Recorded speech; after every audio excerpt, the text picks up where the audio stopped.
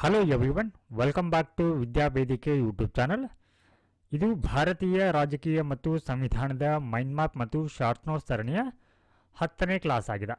So this is our class number 10, but I will take it as class number 9B because in our yesterday class we discussed about the fundamental rights ಅಂದರೆ ಮೂಲಭೂತ ಹಕ್ಕುಗಳ ಬಗ್ಗೆ ಚರ್ಚೆಯನ್ನು ಮಾಡಿದ್ದೀವಿ.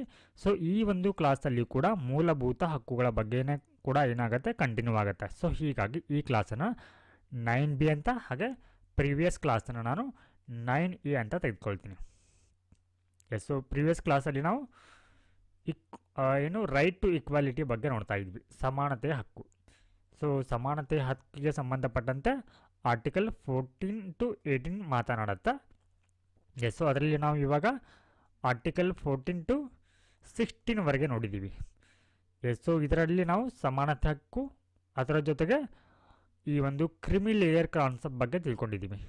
So ಈ ಒಂದು ಕ್ಲಾಸಲ್ಲಿ ನಾವು article 17, so which talks about abolition of untouchability, ಅಂದರೆ ಅಸ್ಪೃಶ್ಯತಾ ನಿವಾರಣೆ ಬಗ್ಗೆ ಈ ಒಂದು ಆರ್ಟಿಕಲಲ್ಲಿ ಹೇಳುತ್ತೆ.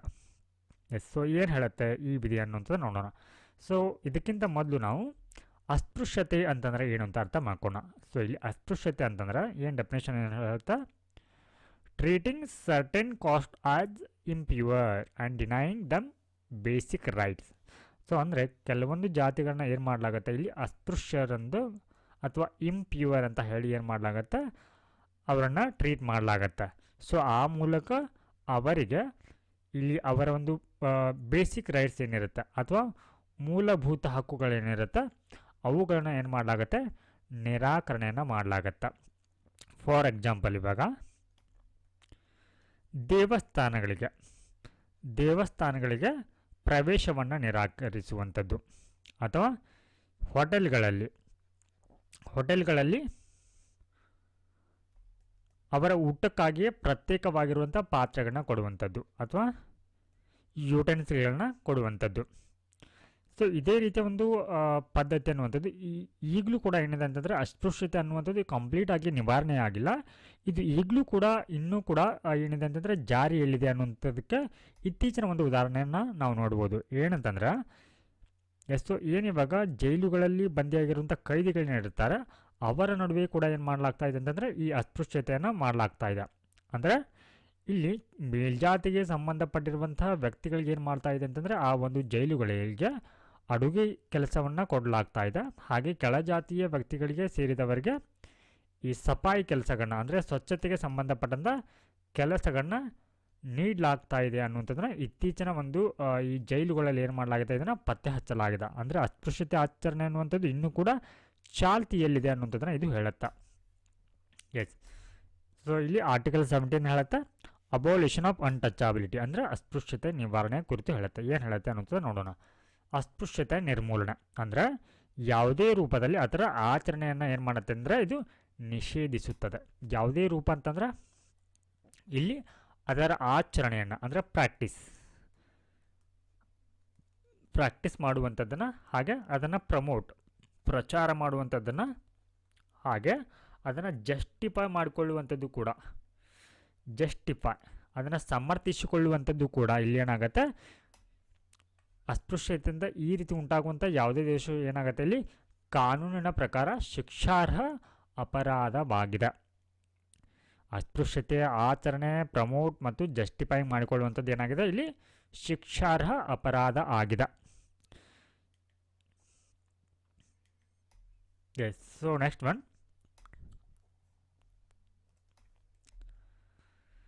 ಇನ್ 1976 ಅಸ್ಪೃಶ್ಯತಾ ಕಾಯ್ದೆ 1950 ಅಪರಾಧ, ಈ ಕಾಯ್ದೆನ ಜಾರಿಗೆ ತರಲಾಗತ್ತೆ. ಈ ಕಾಯ್ದೆನ ಏನು ಮಾಡಲಾಗತ್ತೆ, ತಿದ್ದುಪಡಿ ಮಾಡಲಾಗತ್ತೆ, ಅದಕ್ಕೆ ಹೆಸರನ್ನು ಚೇಂಜಸ್ ಮಾಡಲಾಗತ್ತೆ, ಮರುನಾಮಕರಣ. ಅಂದರೆ ಅಸ್ಪೃಶ್ಯತಾ ಕಾಯ್ದೆ 1955 ಇದ್ದೇನಾಗುತ್ತೆ, ಇವಾಗ ನಾಗರಿಕ ಹಕ್ಕುಗಳ ರಕ್ಷಣಾ ಕಾಯ್ದೆ 1950 ಅಂತ ಹೇಳಿ ಏನು ಮಾಡಲಾಗತ್ತೆ, ಅದನ್ನು ಚೇಂಜಸ್ ಮಾಡಲಾಗತ್ತೆ. ಸೊ ಇದೇನು ಮಾಡುತ್ತೆ, ವ್ಯಾಪ್ತಿಯನ್ನು ವಿಸ್ತರಿಸುತ್ತೆ. ಅಂದರೆ ಅಸ್ಪೃಶ್ಯತೆ ವ್ಯಾಖ್ಯಾನ ಅಥವಾ ಅದರ ಆಚರಣೆ ಏನಿದೆ ಅದರ ಒಂದು ವಿಸ್ತರಣೆಯನ್ನು ಮಾಡುತ್ತೆ, ಹೆಚ್ಚಿಸುತ್ತೆ.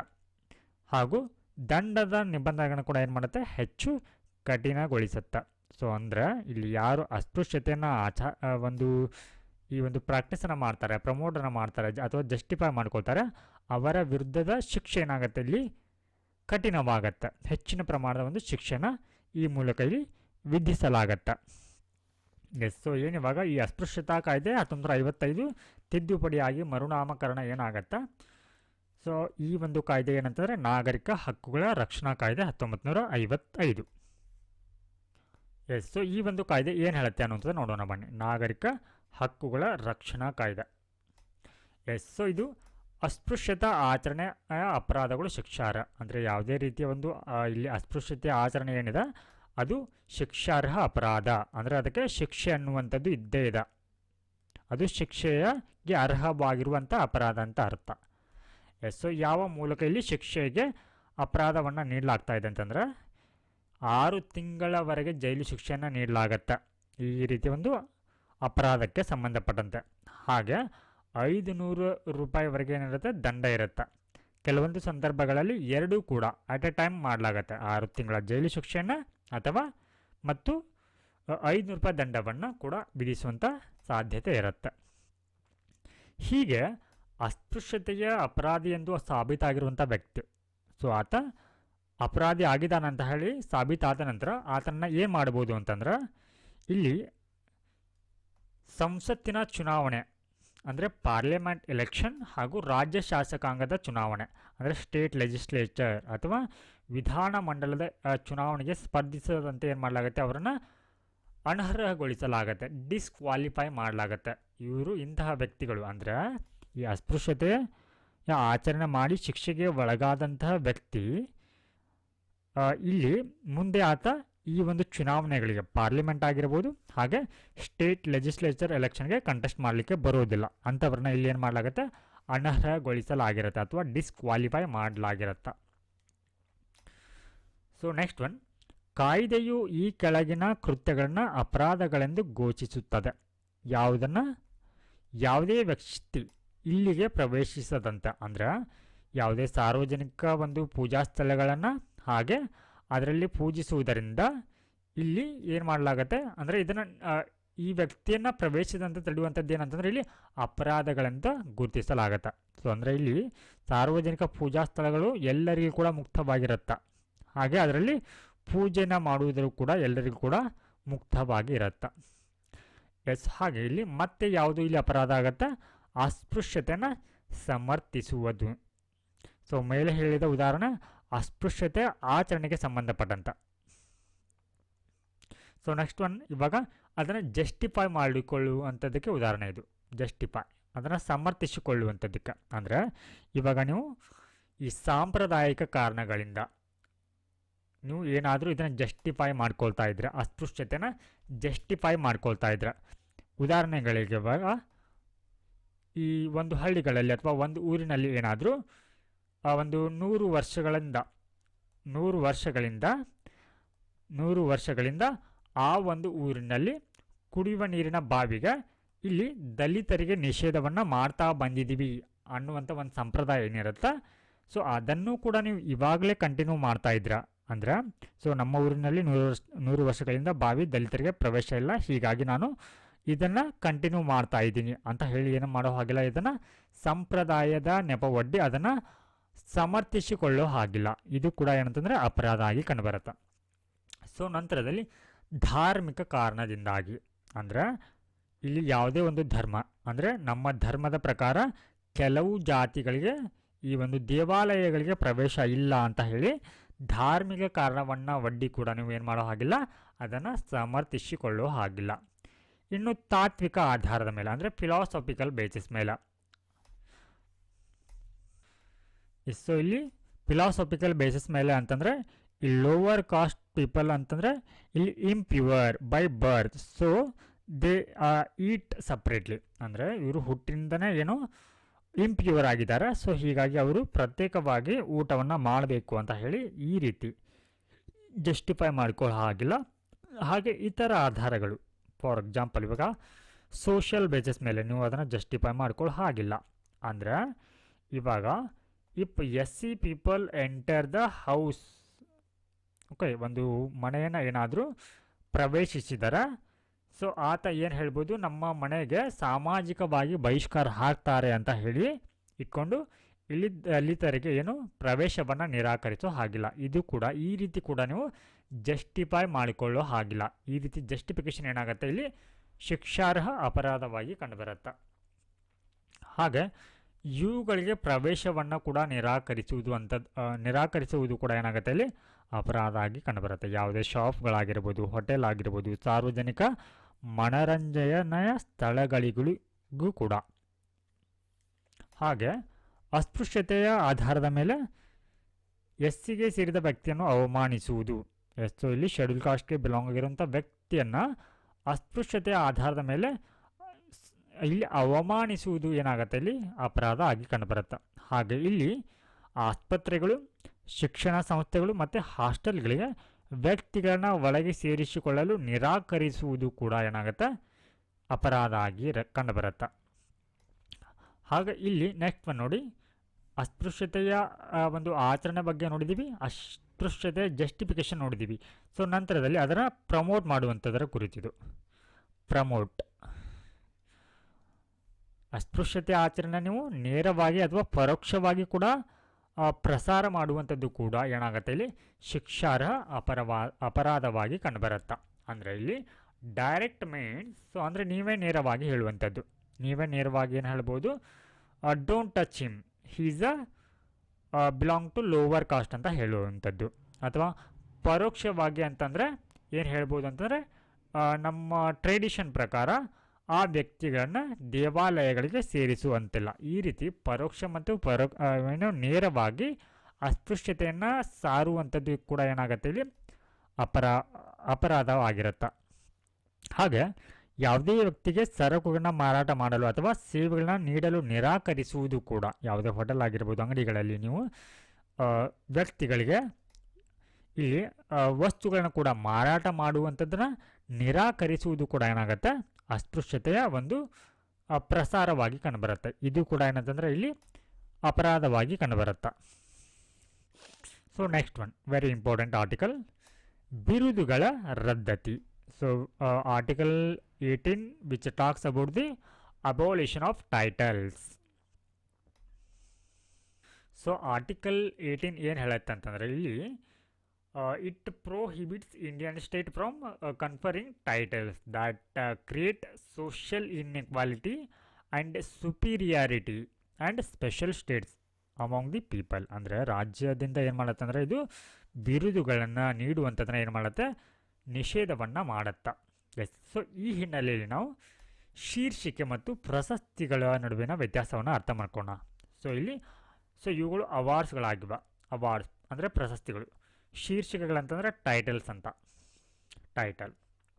ಎಸ್, ಸೊ ಇಲ್ಲಿ ಪ್ರಶಸ್ತಿಗಳ ಅಡಿಯಲ್ಲಿ ಪದ್ಮಶ್ರೀ ಆಗಿರ್ಬೋದು, ಭಾರತ ರತ್ನ, ಪದ್ಮಭೂಷಣ ಇಂತಹ ಪ್ರಶಸ್ತಿಗಳು ಒಳಗೊಳ್ಳುತ್ತಾ. ಹಾಗೆ ಟೈಟಲ್ಸ್ ಅಂತ ಬಂದಾಗ ಸರ್ ಆಗಿರ್ಬೋದು, ಮಹಾರಾಜ, ಅಥವಾ ಇಲ್ಲಿ ನೈಟ್ಹುಡ್ ಆಗಿರ್ಬೋದು. ಹಾಗೆ ಇಲ್ಲಿ ಲಾರ್ಡ್ ಅಂತ ಬಳಸ್ತಾರೆ, ಆ ರೀತಿ ಆಗಿರ್ಬೋದು, ಅಥವಾ ಸರ್ ಅಂತ ಬಳಸ್ತಾರೆ. ಹಾಗೆ ಕೆಲವೊಂದು ಕಡೆ ಡ್ಯೂಕ್ ಅಂತ ಬಳಸ್ತಾರೆ, ಡ್ಯೂಕ್ ಆಗಿರ್ಬೋದು, ಮಹಾರಾಜ, ರಾವ್ ಬಹಾದ್ದೂರ್ ಆಗಿರ್ಬೋದು, ಅಥವಾ ನವಾಬ್ ಆಗಿರ್ಬೋದು. ಇಂಥವು ಎಲ್ಲವೂ ಕೂಡ ಏನಾಗುತ್ತೆ ಇಲ್ಲಿ ಟೈಟಲ್ಸ್ಗಳಾಗಿ ಕಂಡುಬರುತ್ತೆ.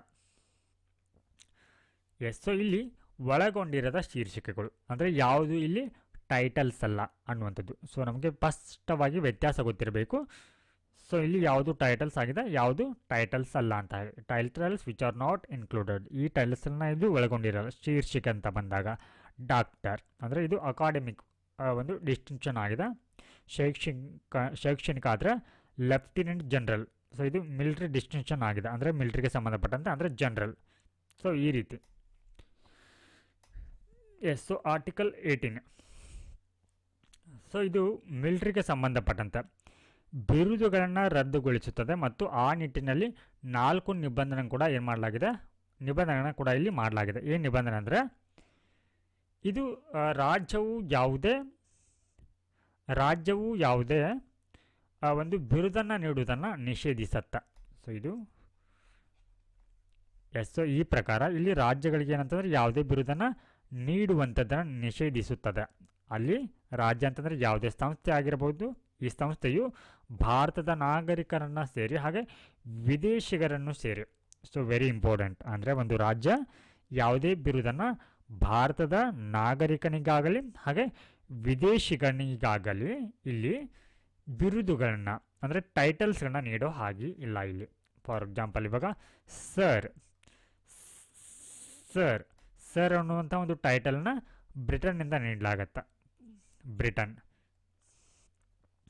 ಹಾಗೆ ಈ ರೀತಿ ಲಾರ್ಡ್ ಆಗಿರ್ಬೋದು, ಮತ್ತು ಕೆಲವೊಂದು ಕಡೆ ಏನು ಬಳಸ್ತಾರೆ ಡ್ಯೂಕ್ ಅಂತ ಕೂಡ, ಲಾರ್ಡ್ ಆರ್ ಡ್ಯೂಕ್ ಅಂತ ಬಳಸ್ತಾರೆ. ಇಂತಹ ಟೈಟಲ್ನ ಕೂಡ ಇಲ್ಲಿ ನೀಡೋ ಹಾಗಿಲ್ಲ. ಬಟ್ ಇಲ್ಲಿ ಕೆಲವೊಂದಿಷ್ಟಕ್ಕೆ ಎಕ್ಸೆಪ್ಷನ್ ಇರುತ್ತೆ. ಅಂದರೆ ಇವುಗಳನ್ನು ಹೊರತುಪಡಿಸಿ ಅಂದರೆ ಮಿಲಿಟ್ರಿ ಬಿರುದನ್ನು ಕೊಡ್ಬೋದು, ಅಂದರೆ ಶೈಕ್ಷಣಿಕ ಬಿರುದನ್ನು ನೀಡಬಹುದು. ಮೇಲೆ ಹೇಳಿದ ಹಾಗೆ ಕರ್ನಲ್ ಅಂತ ಬಳಸ್ಬೋದು, ಹಾಗೆ ಜನರಲ್ ಅಂತ ಕೂಡ ಬಳಸ್ಬೋದು, ಹಾಗೆ ಶೈಕ್ಷಣಿಕ ಬಿರುದಾಗಿರುವಂಥ ಡಾಕ್ಟರ್ ಅಂತ ಬಳಸ್ಕೊಳ್ಬೋದು. ಸೊ ಇದು ಏನಾಗಲ್ಲ ಇಲ್ಲಿ ಟೈಟಲ್, ಇದಕ್ಕೆ ಎಕ್ಸೆಪ್ಷನ್ ಇರುತ್ತೆ. ಹಾಗೂ ಇದು ಭಾರತದ ನಾಗರಿಕರನ್ನು ಯಾವುದೇ ವಿದೇಶಿ ರಾಜ್ಯದಿಂದ ಯಾವುದೇ ಬಿರುದನ್ನು ಸ್ವೀಕರಿಸುವುದನ್ನು ನಿಷೇಧಿಸುತ್ತದೆ. ಅಂದರೆ ಯಾವುದೇ ವಿದೇಶಿ ರಾಜ್ಯದಿಂದ ಕೂಡ ನೀವು ಬಿರುದುಗಳನ್ನ ಸ್ವೀಕರಿಸುವ ಹಾಗಿಲ್ಲ. ಫಾರ್ ಎಕ್ಸಾಂಪಲ್ ಇವಾಗ ಮೇಲೆ ಹೇಳಿದಾಗ ಸರ್ ಅನ್ನುವಂಥ ಟೈಟಲ್ನ ಬ್ರಿಟನ್ನಿಂದ ನೀಡಲಾಗತ್ತೆ, ಇಂಥ ಟೈಟಲ್ನ ಕೂಡ ತೆಗೆದುಕೊಳ್ಳೋ ಹಾಗಿಲ್ಲ. ಹಾಗೆ ನೈಟ್ಹುಡ್ ಟೈಟಲ್ನ ಕೂಡ ಇಲ್ಲಿ ತೆಗೆದುಕೊಳ್ಳೋ ಹಾಗಿಲ್ಲ. ಒಟ್ಟೆ ವಿದೇಶದಿಂದ ಕೂಡ ಯಾವುದೇ ಟೈಟಲ್ನ ತೆಗೆದುಕೊಳ್ಳೋ ಹಾಗಿಲ್ಲ. ಹಾಗೆ ರಾಜ್ಯದ ಅಡಿಯಲ್ಲಿ ಯಾವುದೇ ಲಾಭದಾಯಕ ಅಥವಾ ಟ್ರಸ್ಟ್ ಹುದ್ದೆಯನ್ನು ಹೊಂದಿರುವ ವಿದೇಶಿಯರು ರಾಷ್ಟ್ರಪತಿಗಳ ಒಪ್ಪಿಗೆ ಇಲ್ಲದೆ ಯಾವುದೇ ವಿದೇಶಿ ರಾಜ್ಯದಿಂದ ಯಾವುದೇ ಬಿರುದನ್ನು ಸ್ವೀಕರಿಸುವಂತಿಲ್ಲ. ಸೊ ಇಲ್ಲಿ ನೋಡಿ, ರಾಜ್ಯದ ಅಡಿಯಲ್ಲಿ ಇರುವಂಥ ಯಾವುದೇ ಲಾಭದಾಯಕ ಅಥವಾ ಟ್ರಸ್ಟ್ ಹುದ್ದೆಯನ್ನು ಹೊಂದಿರುವಂಥ ವಿದೇಶಿಯನು ಈ ರೀತಿ ಒಂದು ಹುದ್ದೆಯನ್ನು ಹೊಂದಿರುವಂಥ ವ್ಯಕ್ತಿಗಳು ಇಲ್ಲಿ ರಾಷ್ಟ್ರಪತಿಗಳ ಒಪ್ಪಿಗೆ ಇಲ್ಲದೆ ಯಾವುದೇ ವಿದೇಶಿ ರಾಜ್ಯದಿಂದ ಬಿರುದನ್ನು ಸ್ವೀಕಾರ ಮಾಡುವಂತಿಲ್ಲ. ಸೊ ನೆಕ್ಸ್ಟ್ ಒನ್, ರಾಜ್ಯದ ಅಡಿಯಲ್ಲಿ ಯಾವುದೇ ಲಾಭದಾಯಕ ಅಥವಾ ಟ್ರಸ್ಟ್ ಹುದ್ದೆಯನ್ನು ಹೊಂದಿರುವ ಯಾವುದೇ ನಾಗರಿಕ ಅಥವಾ ವಿದೇಶಿಯನು. ಸೊ ಅಗೇನ್ ಇದು ರಿಪೀಟ್ ಆಗಿದೆ ಈ ಸೆಂಟೆನ್ಸ್, ಸೇಮ್. ಎಸ್, ಬಿರುದುಗಳ ರದ್ದತಿ ಆರ್ಟಿಕಲ್ 18 ಇದೆ. ಸೊ ಇದರ ಪ್ರಕಾರ ಏನಂದರೆ ಇಲ್ಲಿ ಆನುವಂಶಿಕ ಬಿರುದುಗಳೇನಿರುತ್ತೆ, ಮಹಾರಾಜ ಆಗಿರ್ಬೋದು, ರಾವ್ ಬಹದ್ದೂರ್, ರಾಜ್ ಬಹದ್ದೂರ್, ರಾವ್ ಸಾಹೇಬ್, ದಿವಾನ್ ಬಹದ್ದೂರ್. ಸೊ ಇವು ಏನಾಗುತ್ತೆ, ವಿಧಿ 18ರ ಪ್ರಕಾರ ಇವುಗಳನ್ನ ನಿಷೇಧಿಸಲಾಗಿದೆ. ಈ ಒಂದು ಟೈಟಲ್ಸ್ಗಳನ್ನ ನಿಷೇಧಿಸಲಾಗಿದೆ. ಏಕೆಂದರೆ ಇವು ಎಲ್ಲರಿಗೂ ಸಮಾನ ಸ್ಥಾನಮಾನದ ತತ್ವಕ್ಕೆ ಏನಾಗುತ್ತೆ, ವಿರುದ್ಧವಾಗಿ ಇರುತ್ತೆ.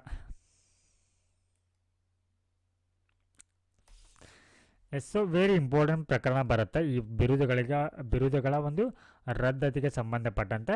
ಅದು ಯಾವುದಂತಂದರೆ 1966ರ ಈ ಬಾಲಾಜಿ ರಾಘವನ್ ಪ್ರಕರಣ. ಸೊ ಇಲ್ಲಿ ಏನು ಹೇಳುತ್ತೆ ಅನ್ನೋದು ನೋಡೋಣ. ಸೊ ರಾಷ್ಟ್ರೀಯ ಪ್ರಶಸ್ತಿಗಳ ಸಾಂವಿಧಾನಿಕ ಸಿಂಧುತ್ವವನ್ನು ಸುಪ್ರೀಂ ಕೋರ್ಟ್ ಇಲ್ಲಿ ಎತ್ತಿ ಹಿಡಿಯುತ್ತೆ. ಅಂದ್ರೆ ಇವಾಗ ರಾಷ್ಟ್ರೀಯ ಪ್ರಶಸ್ತಿಗಳಂತ ಏನು ಬರುತ್ತೆ, ಭಾರತ ರತ್ನ ಆಗಿರ್ಬೋದು, ಪದ್ಮಭೂಷಣ ಅಥವಾ ಪದ್ಮಶ್ರೀ ಬಿರುದುಗಳಿಗೆ ಸಂಬಂಧಪಟ್ಟಂತೆ ಏನು ಹೇಳುತ್ತೆ ಅನ್ನುವಂಥದ್ದು ನೋಡೋಣ. ಸೊ ಅಂದರೆ ಮೇಲಿನ ಪ್ರಶಸ್ತಿಗಳು ಭಾರತ ರತ್ನ ಮತ್ತು ಪದ್ಮವಿಭೂಷಣ, ಪದ್ಮಭೂಷಣ ಮತ್ತು ಪದ್ಮ ಪ್ರಶಸ್ತಿಗಳು ವಿಧಿ 18ರ ಅಡಿಯಲ್ಲಿ ಬಿರುದುಗಳು ಎಂದು ಪರಿಗಣಿಸಲಾಗುವುದಿಲ್ಲ ಅಂತ ಹೇಳುತ್ತೆ. ಆ ಮೂಲಕ ಅದು ಕೇವಲ ಕುಲಶ್ರೇಷ್ಠತೆಯನ್ನು ಆಧರಿಸಿದ ಆನುವಂಶಿಕ ಬಿರುದುಗಳನ್ನ ಮಾತ್ರ ಏನು ಮಾಡುತ್ತೆ, ನಿಷೇಧಿಸುತ್ತದೆ ಅಂತ ಹೇಳಿ ಇಲ್ಲಿ ಸುಪ್ರೀಂ ಕೋರ್ಟ್ ಹೇಳುತ್ತೆ. ಸೊ ಈ ಮೂಲಕ ಈ ಒಂದು ಬಿರುದುಗಳ ಅಥವಾ ಪ್ರಶಸ್ತಿಗಳು ಏನಿರುತ್ತೆ ಅವುಗಳನ್ನು ಪುರಸ್ಕೃತರ ಅಂದರೆ ಅದನ್ನು ಪಡೆದಿರುವಂಥ ರೆಸಿಪಿಯೆಂಟ್ ಅಥವಾ ಅವಾರ್ಡಿಗಳೇನಿರ್ತಾರೆ ಅವರ ಹೆಸರುಗಳಿಗೆ ಪ್ರತ್ಯಯಗಳಾಗಿ ಅಥವಾ ಪೂರ್ವ ಪ್ರತ್ಯಯಗಳಾಗಿ ಅವುಗಳನ್ನ ಬಳಸಬಾರದು ಅಂತ ಹೇಳುತ್ತೆ. ಫಾರ್ ಎಕ್ಸಾಂಪಲ್ ಇವಾಗ ನಮ್ಮ ಕರ್ನಾಟಕದಿಂದ ಇತ್ತೀಚೆಗೆ ಇಲ್ಲಿ ಹೆಸರಾಂತ ಕಲಾವಿದರಾಗಿರುವಂಥ ಅನಂತ್ನಾಗ್ ಅವರಿಗೆ ಪದ್ಮಭೂಷಣ ಪ್ರಶಸ್ತಿ ಸಿಕ್ಕಿದೆ. ಪದ್ಮಭೂಷಣ ಪ್ರಶಸ್ತಿ ಸಿಕ್ಕಿದೆ. ಸೊ ಇವರು ಈ ಒಂದು ಅವಾರ್ಡ್ಗೆ ಸಂಬಂಧಪಟ್ಟಂತೆ ಎಲ್ಲಿಯೂ ಕೂಡ ಪದ್ಮಭೂಷಣ ಅನಂತನಾಗ್ ಅಂತ ಹೇಳಿ ಬಳಸೋ ಹಾಗಿಲ್ಲ. ಪದ್ಮಭೂಷಣ ಅನಂತನಾಗ್ ಸೊ ಬದಲಿಗೆ ರೈಟ್ ವೇ ಯಾವುದಿಲ್ಲಿ ಈ ರೀತಿ ಬಳಸೋ ಹಾಗಿಲ್ಲ. ಸೊ ನಾವು ಇದನ್ನು ಅನಂತನಾಗ್ ಅವರು ಪದ್ಮಭೂಷಣ ಪುರಸ್ಕೃತರು ಅಂತ ಹೇಳಿ ಬಳಸಬಹುದು. ಪದ್ಮಭೂಷಣ ಪ್ರಶಸ್ತಿ ಪುರಸ್ಕೃತರು ಅಂತ ಹೇಳಿ ಬಳಸಬಹುದು. This is the right way. ಪುರಸ್ಕೃತರು ಅಥವಾ ಅವಾರ್ಡ್ ಅಂತ ಹೇಳಿ ಬಳಸಬಹುದು. ಈ ರೀತಿ ಬಳಸ್ಬೋದು. ಸೊ ಈ ರೀತಿ ನಾವು ಪದ್ಮಭೂಷಣ ಅನಂತನಾಗ್ ಅಂತ ಆಗಲಿ ಅಥವಾ ಅನಂತನಾಗ್ ಪದ್ಮಭೂಷಣ ಅಂತ ಹೇಳಿ ಬಳಸಿದ್ರೆ ಅದೇನಾಗತ್ತಾ ಆ ರೀತಿ ಬಳಸಬಾರ್ದು ಅಂತ ಹೇಳಿ ಹೇಳುತ್ತಾ. ಸೊ ಈ ರೀತಿಯ ಒಂದು ರಾಷ್ಟ್ರೀಯ ಪ್ರಶಸ್ತಿಗಳೇನಿದೆ ಇವುಗಳನ್ನು 1954ರಲ್ಲಿ ಏನು ಮಾಡಲಾಗತ್ತೆ, ಇವನ್ನ ಸ್ಥಾಪಿಸಲಾಗತ್ತೆ. ಸೊ ಈ ಹಿಂದೆ UPSCಯಲ್ಲಿ ಇದರ ಮೇಲೆ ಪ್ರಶ್ನೆಗಳನ್ನ ಕೂಡ ಕೇಳಿದ್ದಾರೆ. ಹಾಗೆ ಮೊರಾರ್ಜಿ ದೇಸಾಯಿ ನೇತೃತ್ವದ ಜನತಾ ಪಕ್ಷದ ಸರ್ಕಾರವು ಏನು ಮಾಡುತ್ತೆ ಅಂತಂದರೆ 1977ರಲ್ಲಿ ಏನು ಮಾಡಲಾಗತ್ತೆ, ಈ ಪ್ರಶಸ್ತಿಗಳನ್ನ ರದ್ದುಗೊಳಿಸಲಾಗತ್ತೆ. ಸೊ ಇದಾದ ನಂತರ ಅವುಗಳನ್ನ 1980ರಲ್ಲಿ ಮತ್ತೆ ಇಂದಿರಾ ಗಾಂಧಿ ಸರ್ಕಾರ ಏನು ಮಾಡುತ್ತಾ, ಇವುಗಳನ್ನ ಈ ಪ್ರಶಸ್ತಿಗಳನ್ನ ಮತ್ತೆ ಪುನರ್ ಆರಂಭಿಸುತ್ತಾ.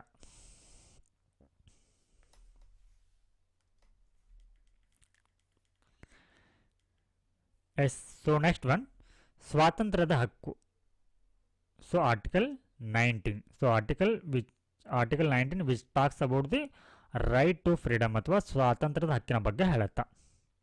ಸೊ ಈ ಸ್ವಾತಂತ್ರ್ಯದ ಹಕ್ಕು ಏನು ಇವಾಗ ಆರ್ಟಿಕಲ್ 19 ಏನಿದೆ ಇದರ ಅಡಿಯಲ್ಲಿ 6 ಹಕ್ಕುಗಳನ್ನು ಇಲ್ಲಿ ಎಲ್ಲ ನಾಗರಿಕರಿಗೆ ಏನು ಮಾಡಲಾಗಿದೆ, ಖಾತರಿಪಡಿಸಲಾಗಿದೆ. 6 ಹಕ್ಕುಗಳು ಇಲ್ಲಿ ಖಾತರಿಯಾಗಿದೆ.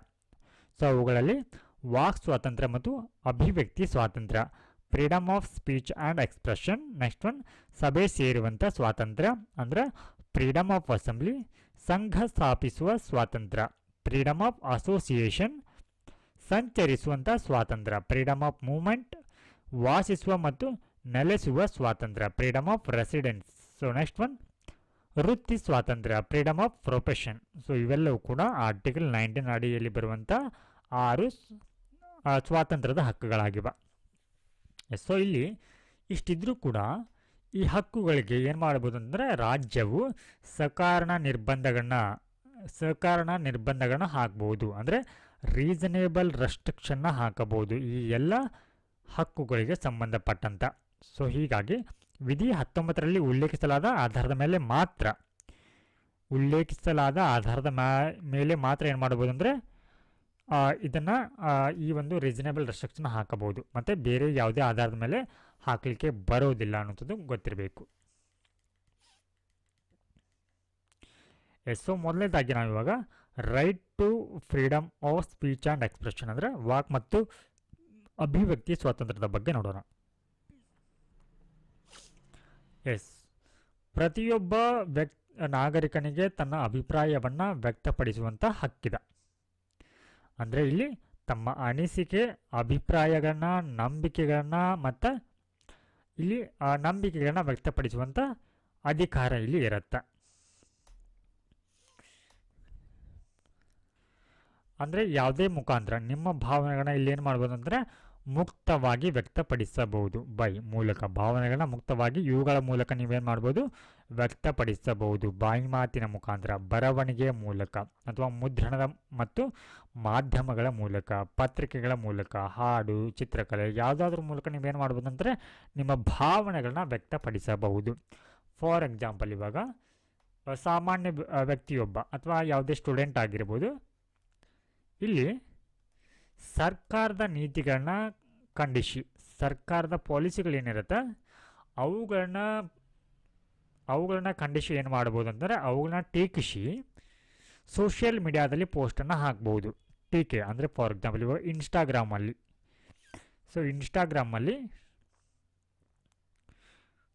ಇನ್ಸ್ಟಾಗ್ರಾಮಲ್ಲಿ ಪೋಸ್ಟನ್ನು ಹಾಕಿದ್ರೆ ಸೊ ಇದೇನು ಮಾಡುತ್ತೆ, ಈ ರೀತಿ ಅಂದರೆ ಆರ್ಟಿಕಲ್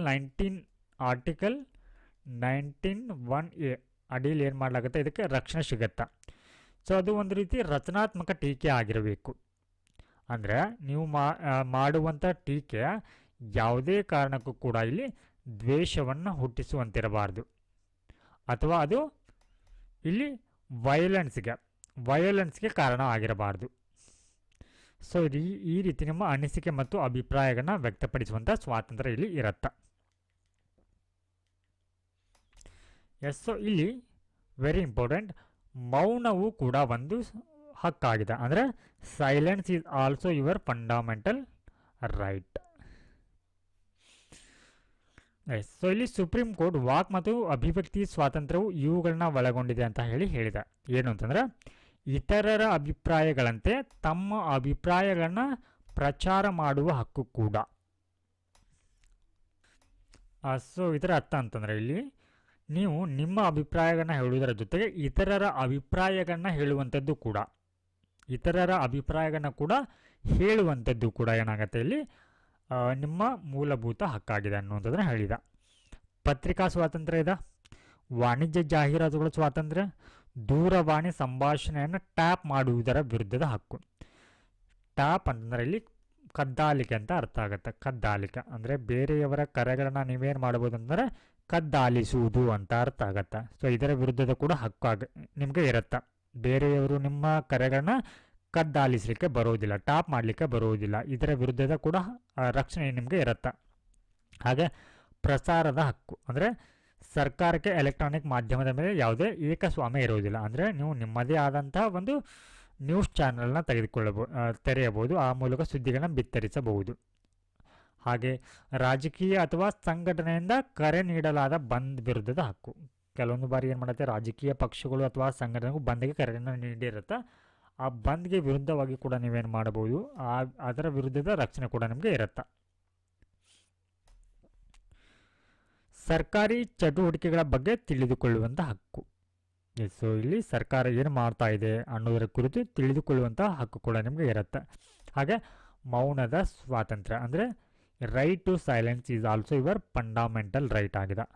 ಹಾಗೆ ಪತ್ರಿಕೆಗಳ ಮೇಲೆ ಪೂರ್ವ ಸೆನ್ಸರ್ಶಿಪ್ ಹೇರಿಕೆ ವಿರುದ್ಧ. ಪೂರ್ವ ಸೆನ್ಸರ್ಶಿಪ್ ಅಂದರೆ ಪತ್ರಿಕೆ ಏನು ಪ್ರಕಟಿಸುತ್ತೆ ಅಂತ ಹೇಳಿ ತಿಳಿದುಕೊಳ್ಳುವ ಮೊದಲೇ ಅವುಗಳ ಮೇಲೆ ಸೆನ್ಸರ್ಶಿಪ್ ಹೇರುವಂಥದ್ದು. ಸೊ ಇದರ ವಿರುದ್ಧದ ಹಕ್ಕು ಕೂಡ ನಿಮಗೆ ಇದೆ. ಹಾಗೆ ಪ್ರತಿಭಟನೆ ಹಕ್ಕು, ಆದರೆ ಮುಷ್ಕರ ಮಾಡುವ ಹಕ್ಕಿಲ್ಲ. So very important point. ಇಲ್ಲಿ ನೀವು ಪ್ರೊಟೆಸ್ಟ್ ಮಾಡಬಹುದು, protest. So right to protest is also your fundamental, but right to strike, ಮುಷ್ಕರ ಮಾಡುವಂಥದ್ದು ನಿಮ್ಮ ಫಂಡಮೆಂಟಲ್ ರೈಟ್ ಅಲ್ಲ. So right to protest is fundamental right, but right to strike is a not fundamental right. So ಈ ಒಂದು ಹಕ್ಕುಗಳ ಮೇಲೆ ಏನು ಮಾಡ್ಬೋದು, ರಾಜ್ಯವು ಸಕಾರಣ ಅಂದರೆ ರೀಸನಬಲ್ ರೆಸ್ಟ್ರಿಕ್ಷನ್ ಹಾಕಬಹುದು. ಅಂದರೆ ಯಾವ ಆಧಾರಗಳ ಮೇಲೆ? ಸಾರ್ವಭೌಮತ್ವ ಮತ್ತು ಸಮಗ್ರತೆ, ಭದ್ರತೆ, ವಿದೇಶಗಳೊಂದಿಗಿನ ಸೌಹಾರ್ದ ಸಂಬಂಧಗಳ ಆಧಾರದ ಮೇಲೆ, ಸಾರ್ವಜನಿಕ ಆದೇಶ, ನೈತಿಕತೆಯ ಸಭ್ಯತೆ ಅಥವಾ ನ್ಯಾಯಾಂಗ ನಿಂದನೆ ಅಥವಾ ಮಾನಹಾನಿ, ಅಪರಾಧಕ್ಕೆ ಪ್ರಚೋದನೆಯನ್ನು ನೀಡ್ತಾ ಇದ್ರ. ಫಾರ್ ಎಕ್ಸಾಂಪಲ್, ಇವಾಗ ಯಾವುದಾದ್ರೂ ಒಬ್ಬ ವ್ಯಕ್ತಿ, ಸೊ ಇತ್ತೀಚೆಗೆ ನೀವು ನೋಡ್ಬೋದು ಈ ಕಬ್ಬಿನ ಒಂದು ಬೆಲೆ ಏರಿಕೆಗೆ ಸಂಬಂಧಪಟ್ಟಂತೆ ಏನಾಯಿತು, ರೈತರು ಪ್ರತಿಭಟನೆಯನ್ನು ಮಾಡಿದರು. ಬಟ್ ಅದು ಶಾಂತಿಯುತವಾಗಿ ಇತ್ತು. ಕೆಲವೊಂದು ಕಡೆ ಏನಾಯಿತು, ಟ್ರ್ಯಾಕ್ಟರ್ಗಳಿಗೆ ಬೆಂಕಿ ಹಚ್ಚುವಂಥ ಪ್ರಕರಣ ಕೂಡ ಆಯಿತು. ಆ ಒಂದು ಸಂದರ್ಭದಲ್ಲಿ ಪ್ರತಿಭಟನೆ ಏನಾಗುತ್ತೆ, ವಿಕೋಪಕ್ಕೆ ತಿರುಗಿ ಅದು ಹಿಂಸೆಗೆ ತಿರುಗತ್ತ. ಸೊ ಈ ಒಂದು ಸಂದರ್ಭದಲ್ಲಿ ಏನು ಮಾಡ್ಬೋದು ಅಂತಂದರೆ ಆ ಪ್ರತಿಭಟನೆಯನ್ನು ಹತ್ತಿಕ್ಕಬಹುದು. ಸೊ ಪ್ರತಿಭಟನೆ ನಿಮ್ಮ ಮೂಲಭೂತ ಹಕ್ಕು ಅಂತ ಹೇಳಿ ಹಿಂಸೆಯನ್ನು ಪ್ರಚೋದಿಸುವ ಹಾಗೆ ಇಲ್ಲ. ಹಾಗೆ ನಿಮಗೆ ಮಾತನಾಡುವ ನಿಮ್ಮ ಒಂದು ಏನಿವಾಗ ಈ ಒಂದು ವಾಕ್ ಮತ್ತು ಅಭಿವ್ಯಕ್ತಿ ಸ್ವಾತಂತ್ರ್ಯ ಏನಿದೆ, ಸೊ ಇದರ ಅಡಿಯಲ್ಲಿ ನೀವು ಬೇಕಾಬಿಟ್ಟಿ ಹಾಗೆ ಯಾರ ವಿರುದ್ಧವೂ ಕೂಡ ಅವಾಚ್ಯ ಪದಗಳನ್ನ ಬಳಸೋದಾಗಲಿ ಅಥವಾ ಇನ್ನೊಬ್ಬರ ಮಾನಹಾನಿಯನ್ನು ಮಾಡೋ ಹಾಗಿಲ್ಲ. ಡಿಫೇಮೇಷನ್ ಅಂತ ಕರಿತೀವಿ ಇದಕ್ಕೆ, ಮಾನಹಾನಿ. ಸೊ ಇದರ ವಿರುದ್ಧ ನೀವು ಕೂಡ ಪ್ರಕರಣವನ್ನು ಕೂಡ ದಾಖಲಿಸಲಿಕ್ಕೆ ಅವಕಾಶ ಇರುತ್ತೆ, ಮಾನಹಾನಿಯನ್ನು ಯಾರಾದರೂ ಮಾಡಿದ್ರ. ಸೊ ಇಂತಹ ಒಂದು ಕಾರಣಗಳ ಮೇಲೆ ಏನು ಮಾಡ್ಬೋದು ಅಂದರೆ ನಿರ್ಬಂಧಗಳನ್ನು ಕೂಡ ಹಾಕಬಹುದು. ಸೊ ಇಲ್ಲಿ ಮನೇಕಾ ಗಾಂಧಿ ಪ್ರಕರಣ ಅಂತ ಬರುತ್ತೆ. ಸೊ ಈ ಒಂದು ಪ್ರಕರಣದಲ್ಲಿ ಸುಪ್ರೀಂ ಕೋರ್ಟ್ ಏನು ಹೇಳಿದೆ ಅಂತಂದರೆ, ನಾವು ಸರ್ಕಾರವನ್ನು ಟೀಕಿಸಬಹುದು, ಆದರೆ ನಾವು ಭಾರತವನ್ನು ಟೀಕಿಸಲಿಕ್ಕೆ ಸಾಧ್ಯ ಇಲ್ಲ. ಅಂದರೆ ಇಲ್ಲಿ ನಾವು ಒಂದು ರಚನಾತ್ಮಕ ಟೀಕೆಯನ್ನು ಮಾಡಬಹುದು ಸರ್ಕಾರದ ನೀತಿಗಳೇನಿರುತ್ತಾ. ಫಾರ್ ಎಕ್ಸಾಂಪಲ್, ಇವಾಗ CAಗೆ ಸಂಬಂಧಪಟ್ಟಂತೆ ಈ ಸಿಟಿಜನ್ಶಿಪ್ ಅಮೆಂಡ್ಮೆಂಟ್ ಆ್ಯಕ್ಟ್ಗೆ ಸಂಬಂಧಪಟ್ಟಂತೆ ನೀವು ಇದನ್ನು ಏನು ಮಾಡ್ಬೋದು ಅಂದರೆ ವಿರೋಧವನ್ನು ಮಾಡಬಹುದು. ಸರ್ಕಾರದ ಈ ಕಾಯ್ದೆಯನ್ನು ನೀವು ವಿರೋಧವನ್ನು ಮಾಡಬಹುದು. ಸೊ ಆದರೆ ಈ ಸರ್ಕಾರದ ನೀತಿಗಳನ್ನು ಟೀಕಿಸುವಂಥ ಭರದಲ್ಲಿ ನೀವು ಭಾರತವನ್ನು ಟೀಕಿಸಲಿಕ್ಕೆ ಬರೋದಿಲ್ಲ ಅಂತ ಹೇಳಿ ಈ ಒಂದು ಪ್ರಕರಣದಲ್ಲಿ ಸುಪ್ರೀಂ ಕೋರ್ಟ್ ಹೇಳಿದೆ.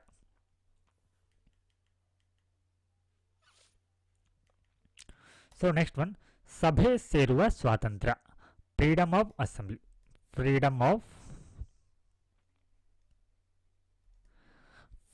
Of assembly. ಎಸ್.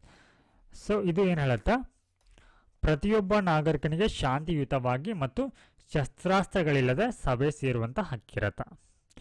ಸೊ ಇದು ನಮ್ಮ ಡೆಮೋಕ್ರೆಟಿಕ್ ರೈಟ್ಸ್ ಆಗಿದೆ, ಪ್ರಜಾಸತ್ತಾತ್ಮಕ ಹಕ್ಕಾಗಿದೆ.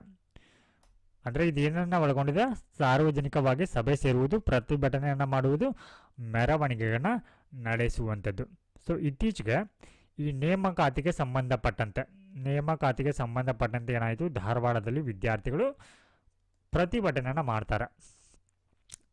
ಎಸ್. ಸೊ ಈ ರೀತಿಯ ಒಂದು ಶಾಂತಿಯುತ ಪ್ರತಿಭಟನೆ ಏನಿರುತ್ತೆ, ಇಲ್ಲಿ ಅವಕಾಶ ಇರುತ್ತೆ. ಸಾರ್ವಜನಿಕವಾಗಿ ಏನು ಮಾಡ್ಬೋದು, ಇವರು ಸಭೆಯನ್ನು ಸೇರ್ಬೋದು, ಪ್ರತಿಭಟನೆಯನ್ನು ಮಾಡ್ಬೋದು, ಹಾಗೆ ಪ್ರೊಸೆಷನ್ ಅಂದರೆ ಮೆರವಣಿಗೆಯನ್ನು ಕೂಡ ಮಾಡಲಿಕ್ಕೆ ಇಲ್ಲಿ ಅವಕಾಶ ಇರುತ್ತೆ. ಆದರೆ ಇಲ್ಲಿ ಯಾವುದೇ ಶಸ್ತ್ರಾಸ್ತ್ರಗಳಿಲ್ಲದೆ ಏನು ಮಾಡ್ಬೋದು, ಸಭೆಯನ್ನು ಸೇರಬಹುದು.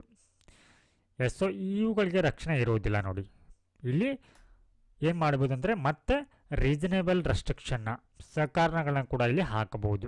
ಯಾವ ಆಧಾರದ ಮೇಲೆ, ಇನ್ ಕೇಸ್ ಏನಾದರೂ ನೀವು ಈ ಒಂದು ಸಭೆಯ ಮೂಲಕ ಅಥವಾ ಪ್ರತಿಭಟನೆಯ ಮೂಲಕ ಅಥವಾ ಮೆರವಣಿಗೆ ಮೂಲಕ ಹಿಂಸೆಯನ್ನು ಪ್ರಚೋದಿಸ್ತಾ ಇದ್ರೆ, ಮತ್ತು ಅಲ್ಲಿ ಅಸ್ವಸ್ಥತೆಯನ್ನು ಉಂಟು ಮಾಡ್ತಾ ಇದ್ರೆ, ಗಲಭೆಗಳನ್ನ ಮಾಡ್ತಾ ಇದ್ರೆ, ಸಾರ್ವಜನಿಕ ಶಾಂತಿಗೆ ಭಂಗ ತರ್ತಾ ಇದ್ರೆ, ಅಥವಾ ಶಸ್ತ್ರಾಸ್ತ್ರಗಳನ್ನ ಒಳಗೊಂಡಿರುವಂಥ ಸಭೆ ಆಗಿದ್ರೆ ಅವುಗಳನ್ನ ಏನು ಮಾಡ್ಬೋದು ಅಂತಂದರೆ ಇವುಗಳ ವಿರುದ್ಧ ಇಲ್ಲಿ ರಕ್ಷಣೆ ಇರುವುದಿಲ್ಲ. ಅಂದರೆ ಇದು ನಿಮ್ಮ ಫಂಡಮೆಂಟಲ್ ರೈಟ್ ಆಗಿರೋದಿಲ್ಲ. ಸೊ ಇಲ್ಲೇನು ಮಾಡ್ಬೋದು, ಇದಕ್ಕೆ ಸಂಬಂಧಪಟ್ಟಂತೆ ನಿಮ್ಮ ಮೇಲೆ ಕ್ರಮಗಳನ್ನ ಜರುಗಿಸಬಹುದು. ಎಸ್. ಸೊ ಇವುಗಳ ಮೇಲೆ ಸಕಾರಣ ನಿರ್ಬಂಧಗಳನ್ನ ಹಾಕಬಹುದು. ರಾಜ್ಯವು 2 ಆಧಾರಗಳ ಮೇಲೆ ಸಮಂಜಸವಾದ ನಿರ್ಬಂಧಗಳನ್ನ ವಿಧಿಸಬಹುದು. ಯಾವ 2 ಆಧಾರಗಳಂತಂದರೆ, ಮೊದಲನೇದಾಗಿ ಭಾರತದ ಸಾರ್ವಭೌಮತ್ವ ಮತ್ತು ಸಮಗ್ರತೆಯ ಆಧಾರದ ಮೇಲೆ, ಹಾಗೆ ಸಂಬಂಧಪಟ್ಟ ಪ್ರದೇಶದಲ್ಲಿ ಸಂಚಾರ ನಿರ್ವಹಣೆಗೆ ಸೇರಿದಂತೆ ಸಾರ್ವಜನಿಕ ಸುವ್ಯವಸ್ಥೆಗೆ ಧಕ್ಕೆ ತರ್ತಾ ಇದ್ರೆ. ಸೊ ನೀವಾಗ ಪ್ರೊಟೆಸ್ಟ್ ಮಾಡ್ತಾ ಇರ್ತೀರಾ, ಹಾಗಂದ ಮಾತ್ರಕ್ಕೆ ಇಲ್ಲಿ ಟ್ರಾಫಿಕ್ ಸಮಸ್ಯೆನ ಮಾಡೋ ಹಾಗಿಲ್ಲ. ಟ್ರಾಫಿಕ್ ಸಮಸ್ಯೆನ ಮಾಡ್ತಾ ಇದ್ರೆ ಅಲ್ಲಿ ನಿಮ್ಮ ಮೆರವಣಿಗೆಗೆ ನಿರ್ಬಂಧವನ್ನು ಹಾಕಲಾಗತ್ತೆ.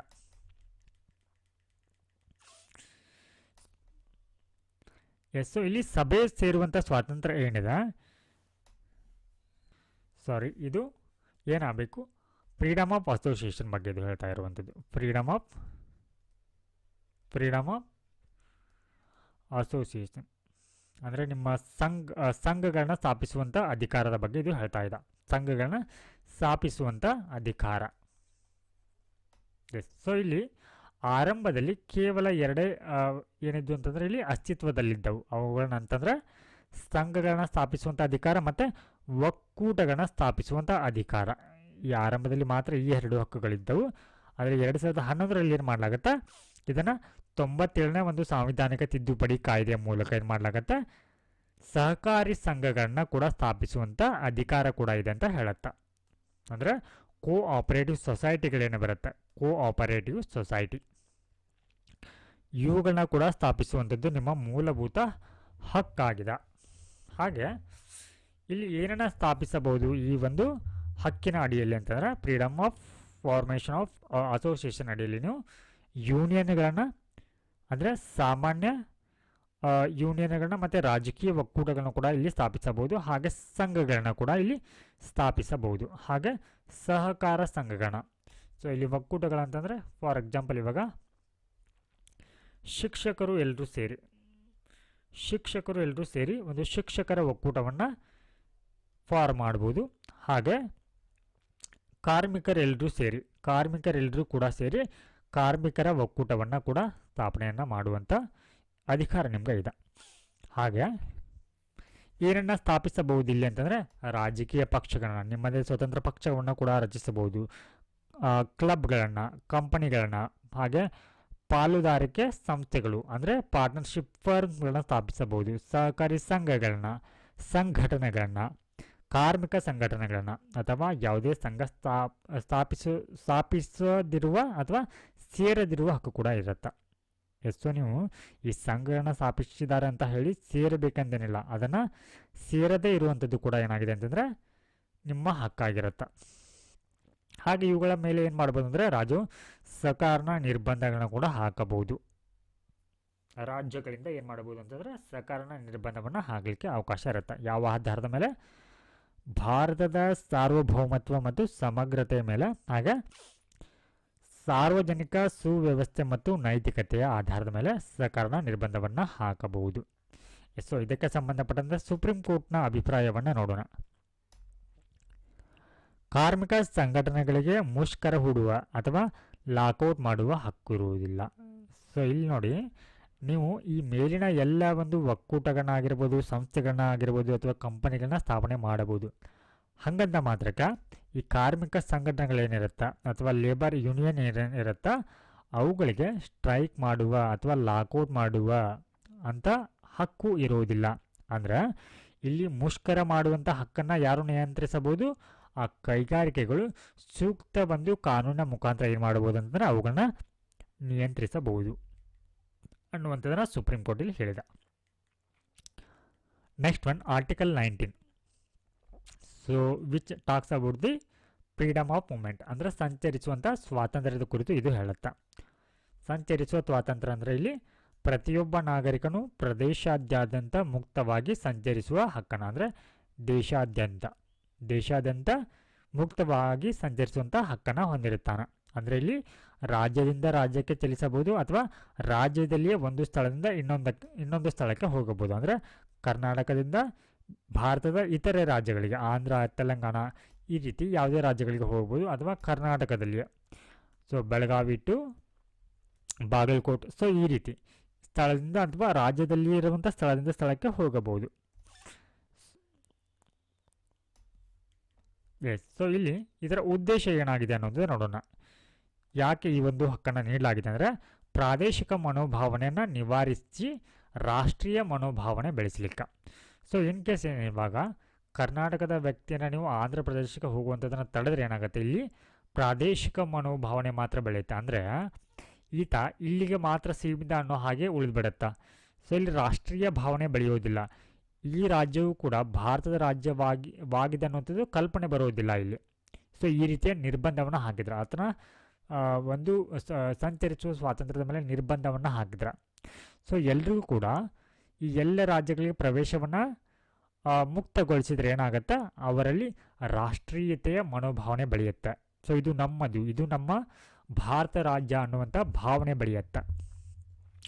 ಬಟ್ ಇಲ್ಲಿ ಕೆಲವೊಂದಿಷ್ಟು ಸಕಾರಣ ನಿರ್ಬಂಧಗಳನ್ನು ಕೂಡ ಹಾಕಬಹುದು. ಎರಡು ಸಕಾರಣ ಒಂದು ನಿರ್ಬಂಧಗಳು ಬರುತ್ತೆ. ಸೊ ಮೊದಲನೇದಾಗಿ ಸಾರ್ವಜನಿಕ ಹಿತಾಸಕ್ತಿಯ ಮತ್ತು ಪರಿಶಿಷ್ಟ ವರ್ಗಗಳ ಹಿತಾಸಕ್ತಿಯ ಸಂರಕ್ಷಣೆಗೆ ಸಂಬಂಧಪಟ್ಟಂತೆ, ಅಂದರೆ ಕೆಲವೊಂದಿಷ್ಟು ಪ್ರದೇಶಗಳು ಏನು ಮಾಡುತ್ತೆ, ಇಲ್ಲಿ ಪ್ರವೇಶವನ್ನು ನಿರಾಕರಿಸಲಾಗತ್ತೆ. ಫಾರ್ ಎಕ್ಸಾಂಪಲ್ ಇವಾಗ ಟ್ರೈಬಲ್ ಏರಿಯಾ ಇರುತ್ತೆ, ಬುಡಕಟ್ಟು ಪ್ರದೇಶಗಳು ಇರುತ್ತೆ, ಅವುಗಳಲ್ಲಿ ಏನು ಮಾಡ್ಬೋದು ಅಂದರೆ ನಿಮ್ಮ ಅಂದರೆ ಟೂರಿಸ್ಟ್ಗಳಾಗಿರ್ಬೋದು ಅಥವಾ ಯಾವುದೇ ಪ್ರಜೆಗಳಿಗೆ ಇಲ್ಲಿ ಪ್ರವೇಶವನ್ನು ಕೂಡ ಏನು ಮಾಡಲಾಗತ್ತೆ, ನಿಷೇಧಿಸಲಾಗತ್ತೆ. ಯಾವ ಕಾರಣಕ್ಕಾಗಿ ಅಂತಂದರೆ ಅವರ ವಿಶಿಷ್ಟ ಸಂಸ್ಕೃತಿ ಆಗಿರ್ಬೋದು, ಭಾಷೆ, ರೂಢಿ, ಸೊ ಅವರ ಸಂಪ್ರದಾಯ, ವೃತ್ತಿ ಮತ್ತು ಆಸ್ತಿಗಳನ್ನ ಶೋಷಣೆಯಿಂದ ರಕ್ಷಿಸಲಿಕ್ಕೆ. ಸೊ ಈ ಆಧಾರದ ಮೇಲೆ ಏನು ಮಾಡ್ಬೋದು ಅಂತಂದರೆ ನಿಮ್ಮ ಫ್ರೀಡಮ್ ಆಫ್ ಮೂವ್ಮೆಂಟ್ ಮೇಲೆ ರೆಸ್ಟ್ರಿಕ್ಷನ್ನ ಹಾಕಬಹುದು. ಸೊ ಇದಕ್ಕೆ ಸಂಬಂಧಪಟ್ಟಂತೆ ಸುಪ್ರೀಂ ಕೋರ್ಟ್ನ ಅಭಿಪ್ರಾಯ ಏನಾಗಿದೆ ಅನ್ನುವಂಥದ್ದು ನೋಡೋಣ. ಸೊ ಇಲ್ಲಿ ವೇಶ್ಯೆಯರ ಚಲನೆಯ ಸ್ವಾತಂತ್ರ್ಯವನ್ನು ನಿರ್ಬಂಧಿಸಬಹುದು. ಅಂದರೆ ಇವಾಗ ಪ್ರಾಸಿಕ್ಯೂಷನ್ಸ್ ಏನಿರ್ತಾರೆ, ಪ್ರಾಸ್ಟಿಟ್ಯೂಷನ್ ಏನಿರ್ತಾರೆ ಅವರ ಚಲನೆಯನ್ನು ನಿಯಂತ್ರಿಸಬಹುದು. ಅಂದರೆ ಇಲ್ಲಿ ಸಾರ್ವಜನಿಕ ಆರೋಗ್ಯದ ಆಧಾರದ ಮೇಲೆ ಅಥವಾ ಸಾರ್ವಜನಿಕ ನೈತಿಕತೆ ಹಿತದೃಷ್ಟಿಯಿಂದ. ಸೊ ಇಲ್ಲಿ ಬಾಂಬೆ ಹೈಕೋರ್ಟ್ ಏನು ಹೇಳಿದೆ ಅನ್ನೋಂಥದ್ದು ನೋಡೋಣ.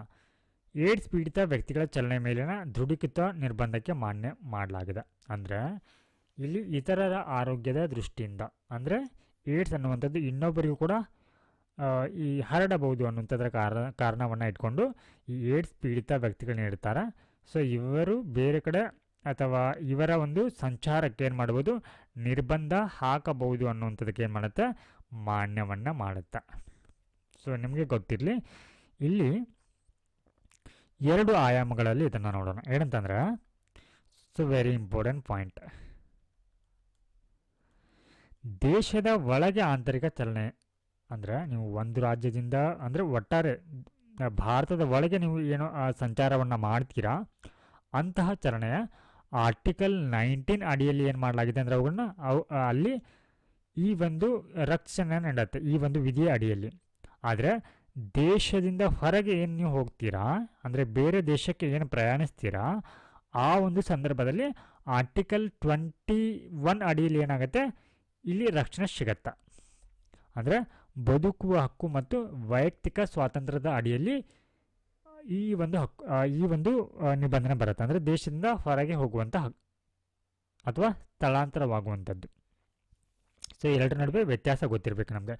ದೇಶದ ಒಳಗಿನ ಆಂತರಿಕ ಚಲನೆಗೆ ಸಂಬಂಧಪಟ್ಟಂತೆ 19ನೇ ವಿಧಿಯಿಂದ ರಕ್ಷಣೆ ಸಿಗುತ್ತಾ, ಹಾಗೆ ದೇಶದಿಂದ ಹೊರಗೆ ಅಥವಾ ಬಾಹ್ಯ ಸ್ಥಳಾಂತರ ಆಗುವಂಥ ಸಂದರ್ಭದಲ್ಲಿ ಆರ್ಟಿಕಲ್ 21ರ ಅಡಿಯಲ್ಲಿ ಏನು ಸಿಗುತ್ತೆ ಇಲ್ಲಿ ರಕ್ಷಣೆ ಸಿಗುತ್ತಾ. ಸೊ ನೆಕ್ಸ್ಟ್ ಒನ್, ಆರ್ಟಿಕಲ್ 19 ಅಡಿಯಲ್ಲಿ ವಾಸಿಸುವ ಮತ್ತು ನೆಲೆಸುವ ಸ್ವಾತಂತ್ರ್ಯ, ಫ್ರೀಡಮ್ ಆಫ್ ರೆಸಿಡೆನ್ಸ್. ಅಂದ್ರೆ ಇವಾಗ ಬಿಹಾರದಿಂದ ಬಂದಿರುವಂಥ ಒಂದು ಕುಟುಂಬ ಆತನ ಒಂದು ಉದ್ಯೋಗದ ದೃಷ್ಟಿಯಿಂದ ಅಥವಾ ವ್ಯಾಪಾರದ ದೃಷ್ಟಿಯಿಂದ ಏನು ಮಾಡ್ಬೋದು, ಆತ ಹಿಮಾಚಲ ಪ್ರದೇಶದಲ್ಲಿ ಏನು ಮಾಡ್ಬೋದು ಅಂದರೆ ವಾಸಿಸಬಹುದು.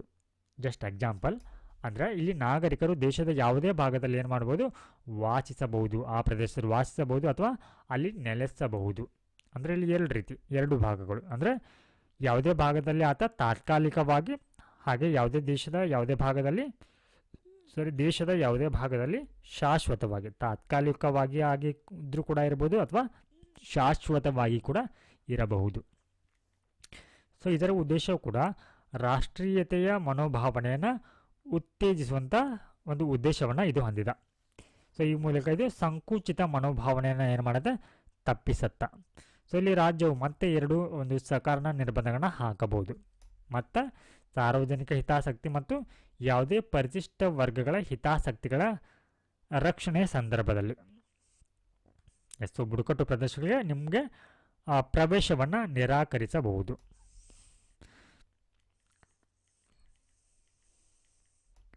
ನೆಕ್ಸ್ಟ್ ಒನ್, ವೃತ್ತಿ ಸ್ವಾತಂತ್ರ್ಯ, ಫ್ರೀಡಮ್ ಆಫ್ ಪ್ರೊಫೆಷನ್. ನಾಗರಿಕರಿಗೆ ಯಾವುದೇ ವೃತ್ತಿಯನ್ನು ಅಭ್ಯಾಸ ಮಾಡುವಂಥ ಮತ್ತು ಅದನ್ನು ಮುಂದುವರಿಸುವಂಥ ಹಕ್ಕಿರುತ್ತೆ. ಅಂದರೆ ಇಲ್ಲಿ ಯಾವುದೇ ಉದ್ಯೋಗವನ್ನು ಮಾಡಬಹುದು, ವ್ಯಾಪಾರವನ್ನು ಮಾಡಬಹುದು, ಹಾಗೆ ವಾಣಿಜ್ಯ ಬಿಸ್ನೆಸ್ಸನ್ನು ಕೂಡ ಮಾಡಲಿಕ್ಕೆ ಇಲ್ಲಿ ಏನಿರುತ್ತೆ ಅವಕಾಶ ಇರುತ್ತೆ.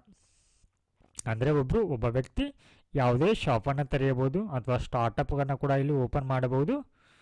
ಹಾಗೆ ಆತ ಲಾಯರ್ ಅಥವಾ ಡಾಕ್ಟರ್, ಇಂಜಿನಿಯರಿಂಗ್ ಆಗಿ ಏನು ಮಾಡ್ಬೋದು ಅಂದರೆ ತನ್ನ ವೃತ್ತಿಯನ್ನು ಆರಂಭಿಸಬಹುದು. ಸೊ ಇಲ್ಲಿ ಒಬ್ಬ ವ್ಯಕ್ತಿಯು ಜೀವನ ಅವಶ್ಯಕತೆಯನ್ನು ಗಳಿಸುವ ಎಲ್ಲ ಮೂಲಗಳನ್ನ ಇದೇನಿದೆ ವೃತ್ತಿ ಸ್ವಾತಂತ್ರ್ಯ ಅನ್ನುವಂಥದ್ದು ಒಳಗೊಂಡಿರುತ್ತೆ. ಸೊ ಇಲ್ಲಿ ರಾಜ್ಯವು ಏನು ಮಾಡ್ಬೋದು ಅಂದರೆ ಮತ್ತೆ ಇದರ ಮೇಲೆ ಸಕಾರಣ ನಿರ್ಬಂಧಗಳನ್ನ ಹಾಕಬಹುದು. ಸೊ ಎರಡು ಸಕಾರಣ ನಿರ್ಬಂಧಗಳು. ಸಾರ್ವಜನಿಕರ ಹಿತಾಸಕ್ತಿ ಅಂದರೆ ಇಲ್ಲಿ ಯಾವುದೇ ವೃತ್ತಿಯನ್ನು ಅಭ್ಯಾಸ ಮಾಡಲು ಅಗತ್ಯವಾದಂಥ ವೃತ್ತಿಪರ ಅಥವಾ ತಾಂತ್ರಿಕ ಅರ್ಹತೆಗಳನ್ನು ನಿಗದಿಪಡಿಸಬಹುದು. ಅಂದರೆ ಇಲ್ಲಿ ಇವಾಗ ನೀವು ಯಾವುದೇ ವೃತ್ತಿಯನ್ನು ಮಾಡಬಹುದು ಅಂತಂದಾಗ ಇಲ್ಲಿ ನೀವು ಡಾಕ್ಟರ್ ಹುದ್ದೆಯನ್ನು ಇಲ್ಲಿ ಈ ವೃತ್ತಿಯನ್ನು ಮುಂದುವರಿಸಬೇಕಂತಂದ್ರೆ ಇಲ್ಲಿ ಅಗತ್ಯವಾಗಿರುವಂಥ ಅರ್ಹತೆಯನ್ನು ಪಡೆದುಕೊಳ್ಬೇಕು. ಅಂದರೆ ನೀವು MBBS ಪಾಸ್ ಮಾಡಿ ಏನು ಮಾಡಬೇಕಂತಂದರೆ ಈ ವೃತ್ತಿಯನ್ನು ಆರಂಭಿಸಬೇಕು.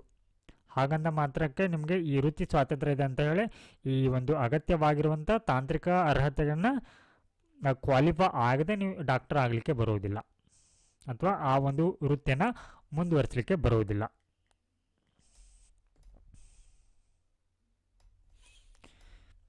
ತಮ್ಮ ರಾಜ್ಯದಲ್ಲಿ ವಾಸಿಸುವ ಜನರಿಗೆ ಮಾತ್ರ ಉದ್ಯೋಗವನ್ನು ನೀಡುವುದರ ಕುರಿತು ರಾಜ್ಯವು ತನ್ನ ಏಕಸ್ವಾಮ್ಯವನ್ನು ಸಮರ್ಥಿಸಿಕೊಳ್ಳುವಂಥ ಅಗತ್ಯ ಇರೋದಿಲ್ಲ. ಇದು ಕೂಡ ಸಕಾರಣ ಒಂದು ನಿರ್ಬಂಧ ಅಡಿಯಲ್ಲಿ ಬರುತ್ತೆ. ಅಂದರೆ ವ್ಯಾಪಾರಕ್ಕೆ ಸಂಬಂಧಪಟ್ಟಂತೆ ಅಥವಾ ಉದ್ಯೋಗಕ್ಕೆ ಸಂಬಂಧಪಟ್ಟಂತೆ ನೋಡಿ, ಕೆಲವೊಂದು ರಾಜ್ಯಗಳಲ್ಲಿ ಅಂತಂದರೆ ಸ್ಥಳೀಯರಿಗೆ ಮಾತ್ರ ಏನು ಮಾಡಲಾಗತ್ತೆ, ಸ್ಥಳೀಯರಿಗೆ ಮಾತ್ರ ಅಂದರೆ ಆ ರಾಜ್ಯದ ನಿವಾಸಿಗರಿಗೆ ಮಾತ್ರ ಏನಿರುತ್ತೆ ಉದ್ಯೋಗವನ್ನು ನೀಡುವಂಥದ್ದು. ಆದರೆ ಈ ಒಂದು ಉದ್ಯೋಗನ ಇದು ಒಳಗೊಂಡಿರೋದಿಲ್ಲ. ಅಂದರೆ ಇವಾಗ ಯಾವುದಾದ್ರೂ ಒಂದು ಇಲ್ಲಿ ಅಪಾಯಕಾರಿ ಹಾನಿಕಾರ ಔಷಧ ಆಗಿರ್ಬೋದು, ಸ್ಫೋಟಕಗಳಾಗಿರ್ಬೋದು, ಅಥವಾ ಮಹಿಳೆ ಮಕ್ಕಳ ಮತ್ತು ಕಳ್ಳ ಸಾಗಣೆ ಏನು ಮಾಡಲಾಗತ್ತ, ಇವು ಅನೈತಿಕ ಆಗಿರತ್ತ. ಸೊ ಇವುಗಳನ್ನು ನೀವು ವೃತ್ತಿ ಅಥವಾ ಉದ್ಯೋಗ ಅಥವಾ ವ್ಯಾಪಾರ ಅಂತ ಹೇಳಿ ಕನ್ಸಿಡರ್ ಮಾಡಲಿಕ್ಕೆ ಬರೋದಿಲ್ಲ. ಕೆಲವೊಂದಿಷ್ಟು ಅನೈತಿಕ ಆಗಿರುತ್ತೆ, ಅವುಗಳನ್ನ ಮಾಡಲಿಕ್ಕೆ ಇಲ್ಲಿ ಬರೋದಿಲ್ಲ. ಸೊ ನೆಕ್ಸ್ಟ್ ಒನ್, ಮೂಲತಃ ವಿಧಿ 19 ಏನಿದೆ ಇದು 7 ಹಕ್ಕುಗಳನ್ನ ಒಳಗೊಂಡಿತ್ತು. ಸೊ ಅಂದರೆ ಅದು ಆಸ್ತಿಯನ್ನು ಸ್ವಾಧೀನಪಡಿಸಿಕೊಳ್ಳುವ ಅಥವಾ ಹಿಡಿದಿಟ್ಟುಕೊಳ್ಳುವ ಮತ್ತು ವಿಲೇವಾರಿ ಮಾಡುವ ಹಕ್ಕು. ಇದು ಕೂಡ ಏನಾಗಿತ್ತು ಅಂದರೆ ಆರ್ಟಿಕಲ್ 19 ಅಡಿಯಲ್ಲಿ ಬರುವಂಥ ಒಂದು ಹಕ್ಕಾಗಿತ್ತು. ಸೊ ಸದ್ಯಕ್ಕೆ ಇವಾಗ ಆರ್ಟಿಕಲ್ 19 ಅಡಿಯಲ್ಲಿ 6 ಹಕ್ಕುಗಳಿವೆ. ಸೊ ಈ ಹಿಂದೆ 7 ಹಕ್ಕುಗಳಿದ್ದವು. 7ನೇ ಹಕ್ಕು ಏನಾಗಿತ್ತು, ಇಲ್ಲಿ ಆಸ್ತಿಯನ್ನು ಸ್ವಾಧೀನಪಡಿಸಿಕೊಳ್ಳುವ, ಹಿಡಿದಿಟ್ಟುಕೊಳ್ಳುವ ಮತ್ತು ವಿಲೇವಾರಿ ಮಾಡುವ ಹಕ್ಕಾಗಿತ್ತು. ಇದನ್ನು 1978ರ 44ನೇ ತಿದ್ದುಪಡಿ ಕಾಯ್ದೆ ಏನು ಮಾಡಲಾಗತ್ತೆ, ಇದನ್ನು ರದ್ದು ಮಾಡಲಾಗತ್ತೆ. ಸೊ ಇವಾಗ ಪ್ರಸ್ತುತ 6 ಹಕ್ಕುಗಳು ಮಾತ್ರ ಇವೆ. ಸೊ ಈ ಹಕ್ಕುಗಳು ನಾಗರಿಕರಿಗೆ ಮತ್ತು ಕಂಪನಿಯ ಷೇರುದಾರರಿಗೆ ಮಾತ್ರ ಲಭ್ಯ ಇದೆ. ಆದರೆ ಇದು ಇವರಿಗೆ ಲಭ್ಯ ಇರೋದಿಲ್ಲ. ಯಾರಿಗೆ? ವಿದೇಶಿಯರಿಗೆ ಅಥವಾ ಕಾನೂನು ವ್ಯಕ್ತಿ ಅಂದರೆ ಇಲ್ಲಿ ಕಂಪನಿಗಳಾಗಿರ್ಬೋದು ಅಥವಾ ನಿಗಮಗಳಿಗೆ ಇಲ್ಲಿ ಈ ಒಂದು ಹಕ್ಕಿರೋದಿಲ್ಲ.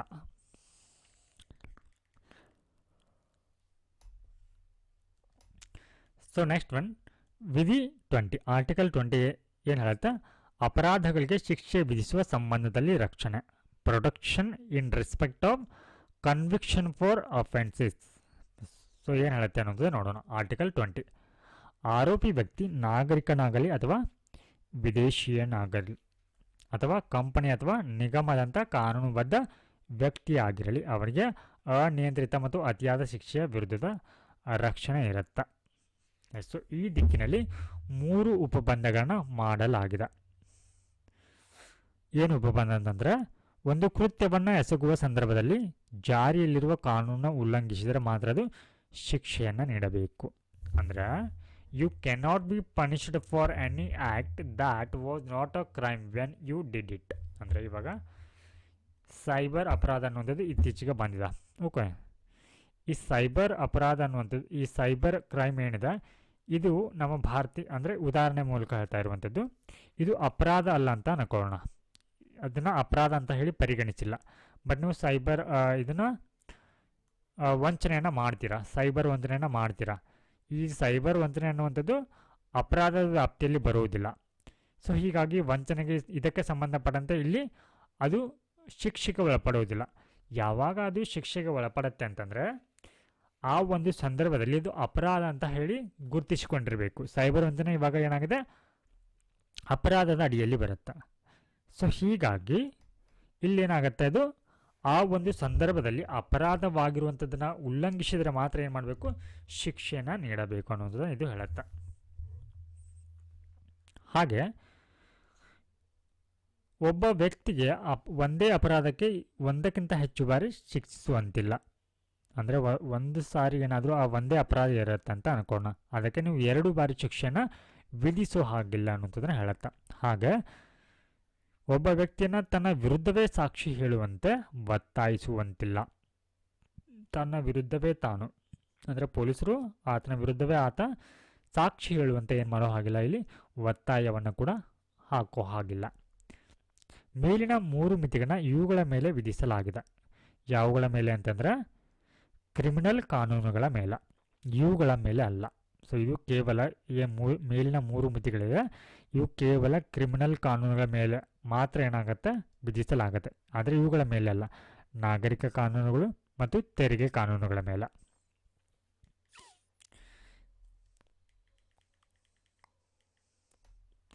ಸ್ವಯಂ ಅಪರಾಧದ ವಿರುದ್ಧದ ರಕ್ಷಣೆಯ ವಿಸ್ತರಣೆ ಅನ್ನುವಂಥದ್ದು ಅಂದರೆ ಇಲ್ಲಿ ಮೌಖಿಕ ಸಾಕ್ಷ್ಯ ಮತ್ತು ಸಾಕ್ಷ್ಯಚಿತ್ರಗಳನ್ನು ಅಂದರೆ ನೀವು ಒತ್ತಾಯಪೂರ್ವಕವಾಗಿ ಹೇಳಿಕೆಯನ್ನು ದಾಖಲಿಸುವಂಥದ್ದು ಅಥವಾ ಸಾಕ್ಷ್ಯಚಿತ್ರಗಳನ್ನ ತೆಗೆದುಕೊಳ್ಳುವಂಥದ್ದು ಕೂಡ ಇಲ್ಲಿ ಮಾಡುವಂತಿಲ್ಲ. ಹಾಗೆ ಇದು ಇಲ್ಲಿಗೆ ವಿಸ್ತರಿಸುವುದಿಲ್ಲ, ಇದು ಇದನ್ನು ಒಳಗೊಂಡಿರೋದಿಲ್ಲ ನೋಡಿ.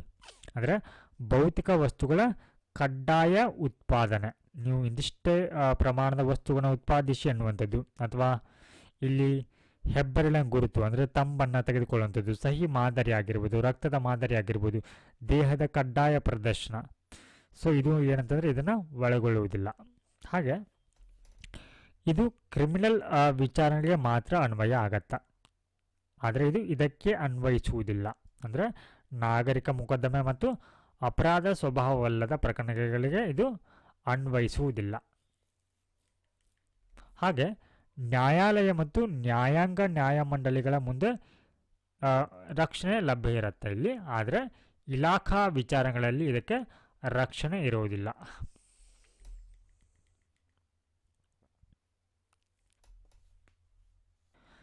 So next one article 21. So article 21 ಏನು ಹೇಳುತ್ತೆ, ಜೀವಿಸುವ ಮತ್ತು ವೈಯಕ್ತಿಕ ಸ್ವಾತಂತ್ರ್ಯದ ರಕ್ಷಣೆ, protection of life and liberty. So ಇಲ್ಲಿ ಕಾನೂನಿನಿಂದ ಸ್ಥಾಪಿಸಲಾದ ಆರ್ಟಿಕಲ್ 21 ಏನೇನು ಹೇಳುತ್ತೆ ಅಂತ ನೋಡೋಣ. ಕಾನೂನಿನಿಂದ ಸ್ಥಾಪಿಸಲಾದ ಕಾರ್ಯವಿಧಾನವನ್ನು ಹೊರತುಪಡಿಸಿ ಯಾವುದೇ ವ್ಯಕ್ತಿಯ ಜೀವನ ಅಥವಾ ವೈಯಕ್ತಿಕ ಸ್ವಾತಂತ್ರ್ಯವನ್ನು ಕಸಿದುಕೊಳ್ಳಬಾರದು ಅನ್ನುವಂಥದ್ದನ್ನು ಹೇಳುತ್ತೆ. ಸೊ ಈ ಆರ್ಟಿಕಲ್ 21 ಅನ್ನುವಂಥದ್ದು ಸಿಟಿಜನ್ಗೆ ಮತ್ತು ವಿದೇಶಿಯರಿಗೂ ಕೂಡ ಇದು ಲಭ್ಯ ಇರುತ್ತೆ. Very important. ಸೊ ಇದಕ್ಕೆ ಸಂಬಂಧಪಟ್ಟಂತೆ ಈ ಗೋಪಾಲನ್ ಪ್ರಕರಣದಲ್ಲಿ ಏನು ಹೇಳಿದೆ ಅನ್ನೋದು ನೋಡೋಣ. ಸುಪ್ರೀಂ ಕೋರ್ಟ್ ವಿಧಿ 21ರ ಸಂಕುಚಿತ ವ್ಯಾಖ್ಯಾನವನ್ನು ತೆಗೆದುಕೊಂಡಿದೆ. ಅಂದರೆ 21ರ ಅಡಿಯಲ್ಲಿ ಯಾವುದಕ್ಕೆ ಸಂಬಂಧಪಟ್ಟಂತೆ ರಕ್ಷಣೆ ಇದೆ, ಅನಿಯಂತ್ರಿತ ಕಾರ್ಯನಿರ್ವಾಹಕ ಕ್ರಮದ ವಿರುದ್ಧ ಈ ಒಂದು ಹಕ್ಕು ಇರುವಂಥದ್ದು, ಅಂದರೆ ಅನಿಯಂತ್ರಿತ ಶಾಸಕಾಂಗದ ಕ್ರಮದಿಂದ ಅಲ್ಲ. ಹಾಗೆ ರಾಜ್ಯವು ಕಾನೂನಿನ ಆಧಾರದ ಮೇಲೆ ವ್ಯಕ್ತಿಯ ಬದುಕು ಹಕ್ಕು ಮತ್ತು ವೈಯಕ್ತಿಕ ಸ್ವಾತಂತ್ರ್ಯವನ್ನು ಕಸಿದುಕೊಳ್ಳಬಹುದು ಅನ್ನುವಂಥದ್ದು ಇದರ ಅರ್ಥ. ಏಕೆಂದರೆ ವಿಧಿ 21ರಲ್ಲಿ ಕಾನೂನಿನಿಂದ ಸ್ಥಾಪಿಸಲಾದ ಕಾರ್ಯವಿಧಾನ ಅಂತ ಹೇಳಿದ್ದಾರೆ. ಸೊ ಹೀಗಾಗಿ ಇಲ್ಲಿ ಕಾನೂನಿನ ಸರಿಯಾದ ಪ್ರಕ್ರಿಯೆ ಎಂಬ ಅಭಿವ್ಯಕ್ತಿಯಿಂದ ಇದು ಭಿನ್ನವಾಗಿರುವಂಥದ್ದು. ಸೊ ಕಾನೂನಿನ ಮಾನ್ಯತೆ ಯಾವ ರೀತಿ ಇದೆ ಅಂತಂದರೆ ಇಲ್ಲಿ ಕಾರ್ಯವಿಧಾನವನ್ನು ಇಲ್ಲಿ ಅಸಮಂಜಸ ಮತ್ತು ಅನ್ಯಾಯ ಅಂತ ಇದ್ದಾಗ ಇದನ್ನು ಅದನ್ನು ಕ್ವಶನ್ ಮಾಡಲಿಕ್ಕೆ ಬರೋದಿಲ್ಲ ಅಂತ ಹೇಳುತ್ತಾ. ಅದರಲ್ಲಿ ಸುಪ್ರೀಂ ಕೋರ್ಟ್ ಪ್ರಕಾರ ವೈಯಕ್ತಿಕ ಸ್ವಾತಂತ್ರ್ಯ ಅಂದರೆ ಏನು ಅನ್ನೋದು ನೋಡೋಣ. ವ್ಯಕ್ತಿ ಅಥವಾ ವ್ಯಕ್ತಿಯ ದೇಹಕ್ಕೆ ಸಂಬಂಧಿಸಿದ ಸ್ವಾತಂತ್ರ್ಯ ಅಂತ. ವೈಯಕ್ತಿಕ ಸ್ವಾತಂತ್ರ್ಯ ಅಂದರೆ ವ್ಯಕ್ತಿ ಆಗಿರ್ಬೋದು ಆತನ ದೇಹಕ್ಕೆ ಸಂಬಂಧಿಸಿದಂಥ ಸ್ವಾತಂತ್ರ್ಯ ಆಗಿದೆ. ಇನ್ನು ಮನೇಕಾ ಗಾಂಧಿ ಪ್ರಕರಣದಲ್ಲಿ ಏನು ಹೇಳುತ್ತೆ ಅನ್ನೋದು ನೋಡೋಣ. ಸೊ ಇಲ್ಲಿ ಮನೇಕಾ ಗಾಂಧಿ ಗೋಪಾಲನ್ ಪ್ರಕರಣದಲ್ಲಿ ತನ್ನ ತೀರ್ಪನ್ನು ಸುಪ್ರೀಂ ಕೋರ್ಟ್ ಏನು ಮಾಡುತ್ತೆ, ಇಲ್ಲಿ ರದ್ದುಗೊಳಿಸುತ್ತೆ. ಏನು ಈ ಹಿಂದೆ ತೀರ್ಪನ್ನು ನೀಡಿತ್ತು, ಸೊ ಅದನ್ನು ರದ್ದುಗೊಳಿಸುತ್ತೆ. ಈ ಒಂದು ಪ್ರಕರಣದಲ್ಲಿ ಕಾನೂನಿಂದ ಸೂಚಿಸಲಾದ ಕಾರ್ಯವಿಧಾನವನ್ನು ಅನುಸರಿಸಿದರೆ ವ್ಯಕ್ತಿಯ ಜೀವಿಸುವ ಹಕ್ಕು ಮತ್ತು ವೈಯಕ್ತಿಕ ಸ್ವಾತಂತ್ರ್ಯವನ್ನು ಕಾನೂನಿಂದ ಕಸಿದುಕೊಳ್ಳಬಹುದು ಎಂದು ಅದು ತೀರ್ಪನ್ನು ನೀಡುತ್ತೆ. ಅದು ಸಮಂಜಸವಾಗಿದ್ದರೆ ಮತ್ತು ನ್ಯಾಯೋಚಿತವಾಗಿದ್ದರೆ, ಅಂದರೆ ಇಲ್ಲಿ ಕಾನೂನು ಏನಾದರೂ ಸಮಂಜಸವಾಗಿರಬೇಕು ಮತ್ತು ನ್ಯಾಯೋಚಿತವಾಗಿದ್ದರೆ ಮಾತ್ರ ಅದನ್ನೇನು ಮಾಡ್ಬೋದು ಅಂದರೆ ವ್ಯಕ್ತಿಯ ಜೀವಿಸುವ ಹಕ್ಕು ಮತ್ತು ವೈಯಕ್ತಿಕ ಸ್ವಾತಂತ್ರ್ಯವನ್ನು ಕಸಿದುಕೊಳ್ಳಬಹುದು. ಬಟ್ ಈ ಹಿಂದೆ ಅದು ಅಸಮಂಜಸವಾಗಿದ್ದರೂ ಕೂಡ ಅನ್ಯಾಯವಾಗಿದ್ದರೂ ಕೂಡ ಅಂತಹ ಕಾನೂನನ್ನು ಪ್ರಶ್ನಿಸಲು ಬರೋದಿಲ್ಲ ಅಂತ ಹೇಳಿತ್ತು.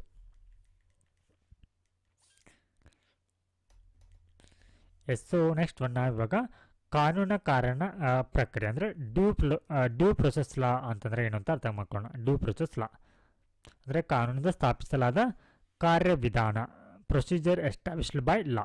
ಅಂದರೆ ಇದಕ್ಕೆ ಏನಾಗಿದೆ ಅಂದರೆ ಸಂಕುಚ ಅರ್ಥವನ್ನು ನೀಡಲಾಗಿದೆ. ಸೊ ಈ ಒಂದು ಪರಿಕಲ್ಪನೆಯನ್ನು ನಾವು UK ಇಂದ ಅಡಾಪ್ಟ್ ಮಾಡ್ಕೊಂಡಿದ್ದೀವಿ. ಇದರರ್ಥ ಕಾನೂನು ಜಾರಿಗೆ ಬಂದ ನಂತರ ಸಾಮಾಜಿಕ ಕಾರಣಕ್ಕಾಗಿ ಇದನ್ನು ಪರಿಶೀಲಿಸಲಾಗುವುದಿಲ್ಲ ಅನ್ನುವಂಥದ್ದು. ಇದನ್ನು ನಾವು ಎಲ್ಲಿಂದ ತೆಗೆದುಕೊಂಡಿದ್ದೀವಿ, UK ಇಂದ ತೆಗೆದುಕೊಂಡಿದ್ದೀವಿ. ಹಾಗೆ ಕಾರ್ಯವಿಧಾನವು ನ್ಯಾಯಯುತವಾಗಿರಬೇಕು ಮತ್ತು ಅನಿಯಂತ್ರಿತವಾಗಿರಬಾರದು. ಸೊ ಇದು ಏನಾಗಿದೆ, ವಿಶಾಲ ಅರ್ಥವನ್ನು ಒಳಗೊಂಡಿದೆ. ಇದನ್ನು ನಾವು US ನಿಂದ ತೆಗೆದುಕೊಂಡಿದ್ದೀವಿ. ಸೊ ಇದರ ಅರ್ಥ ಕಾನೂನು ಜಾರಿಗೆ ಬಂದ ನಂತರ ಕಾರ್ಯವಿಧಾನವು ಸರಿಯಾಗಿದೆಯೇ ಎಂದು ಪರಿಶೀಲಿಸುತ್ತದೆ. ಸೊ ಇದು ನ್ಯಾಯೋಚಿತವಾಗಿ ಮತ್ತು ಅನಿಯಂತ್ರಿತ ಅನ್ನುವಂಥದ್ದು ಏನು ಮಾಡುತ್ತೆ, ಪರಿಶೀಲಿಸುತ್ತದೆ.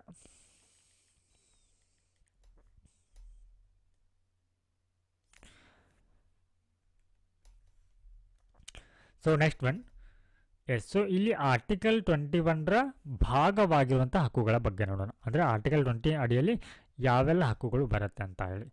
ಸೊ ಸೊ ಇದರ ಮೇಲೆ ಕೂಡ UPSCಯಲ್ಲಿ ಪ್ರಿಲಿಮ್ಸ್ನಲ್ಲಿ ಪ್ರಶ್ನೆಯನ್ನು ಕೇಳಿದರು. ಯಾವೆಲ್ಲ ಹಕ್ಕುಗಳು ವಿಧಿ 21ರ ಭಾಗ ಆಗಿದೆ ಅನ್ನುವಂಥದ್ದನ್ನು. ಸೊ ಇಲ್ಲಿ ನೋಡೋಣ ಒನ್ ಬೈ ಒನ್. ಮಾನವ ಘನತೆಯಿಂದ ಬದುಕುವಂಥ ಹಕ್ಕನ್ನು, ಗೌಪ್ಯತೆಯ ಹಕ್ಕು, ಯೋಗ್ಯ ಪರಿಸರದ ಹಕ್ಕು, ಜೀವನೋಪಾಯದ ಹಕ್ಕು, ಆಶ್ರಯದ ಹಕ್ಕು, ಆರೋಗ್ಯದ ಹಕ್ಕು, ಹಾಗೆ 14 ವರ್ಷದ ವಯಸ್ಸಿನವರೆಗೆ ಉಚಿತ ಮತ್ತು ಕಡ್ಡಾಯ ಶಿಕ್ಷಣದ ಹಕ್ಕು, ಉಚಿತ ಕಾನೂನಿನ ನೆರವಿನ ಹಕ್ಕು, ಏಕಾಂತ ಬಂಧನದ ವಿರುದ್ಧದ ಹಕ್ಕು, ಅಂದರೆ ಜೈಲಿನಲ್ಲಿ ನಿಮ್ಮನ್ನು ಒಬ್ಬಂಟಿಯಾಗಿ ಬಂಧನದಲ್ಲಿ ಇಡೋ ಹಾಗಿಲ್ಲ, ಇದರ ವಿರುದ್ಧದ ಹಕ್ಕು ಕೂಡ ಇದು. ಹಾಗೆ ತ್ವರಿತ ವಿಚಾರಣೆಯ ಹಕ್ಕು, ಸ್ಪೀಡಿ ಟ್ರಯಲ್. ಹಾಗೆ ಕೈಕೊಳ ಹಾಕಿಕೊಳ್ಳುವುದರ ವಿರುದ್ಧ, ಅಂದರೆ ವ್ಯಕ್ತಿಯನ್ನು ಸಾರ್ವಜನಿಕವಾಗಿ ಇಲ್ಲಿ ಕೈಕೊಳ ಹಾಕುವಂತಿಲ್ಲ. ಹಾಗೆ ಅಮಾನವೀಯ ವರ್ತನೆಯ ವಿರುದ್ಧದ ಹಕ್ಕು ಕೂಡ ಇರುತ್ತೆ.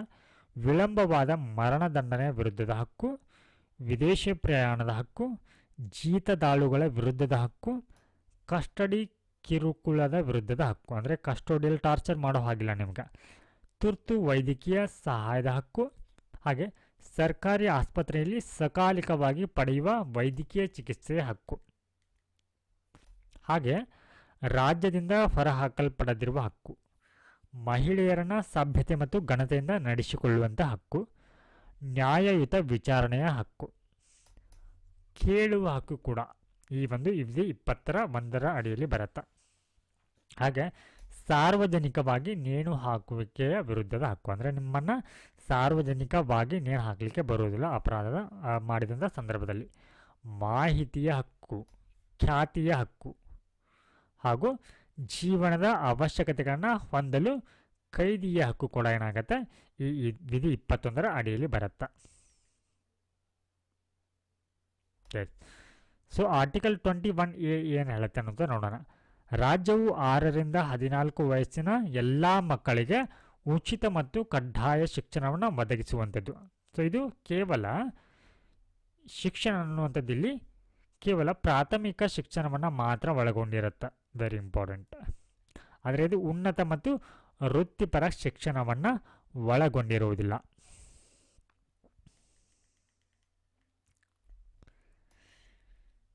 ಸೊ ಇಲ್ಲಿ 86th ಕಾನ್ಸ್ಟಿಟ್ಯೂಷನಲ್ ಅಮೆಂಡ್ಮೆಂಟ್ ಆ್ಯಕ್ಟ್ 2002 ಏನು ಹೇಳುತ್ತೆ ಅನ್ನೋದು ನೋಡೋಣ. ಸೊ ಈ ಒಂದು ಕಾಯ್ದೆನ ಎಲ್ಲರಿಗೂ ಶಿಕ್ಷಣ ಸಾಧಿಸುವ ಗುರಿಯನ್ನು ಇಟ್ಕೊಂಡು ಏನು ಮಾಡಲಾಗುತ್ತೆ, ಜಾರಿಗೆ ತರಲಾಗುತ್ತೆ. ಈ ತಿದ್ದುಪಡಿಗೂ ಮುನ್ನ ಏನು ಹೇಳಿತ್ತು ಅಂದರೆ ಸಂವಿಧಾನವು ಇದನ್ನು ಒಳಗೊಂಡಿತ್ತು. ಏನಂತಂದರೆ ಭಾಗ 4ರಲ್ಲಿನ ಕಲಂ 45ರ ಅಡಿಯಲ್ಲಿ ಮಕ್ಕಳಿಗೆ ಉಚಿತ ಮತ್ತು ಕಡ್ಡಾಯ ಶಿಕ್ಷಣ ನೀಡಬೇಕಂತ ಹೇಳಿ. ಸೊ ಹೀಗಾಗಿ ಇದು ನಿರ್ದೇಶಕ ತತ್ವವಾಗಿರುವುದರಿಂದ, ಅಂದರೆ ಇದು ಈ ಹಿಂದೆ ರಾಜ್ಯ ನಿರ್ದೇಶಕ ತತ್ವಗಳ ಅಡಿಯಲ್ಲಿ ಬರ್ತಾ ಇತ್ತು. ಸೊ ಇದನ್ನು ಇವಾಗ ಫಂಡಮೆಂಟಲ್ ರೈಟ್ ಮಾಡಿದ್ದಾರೆ.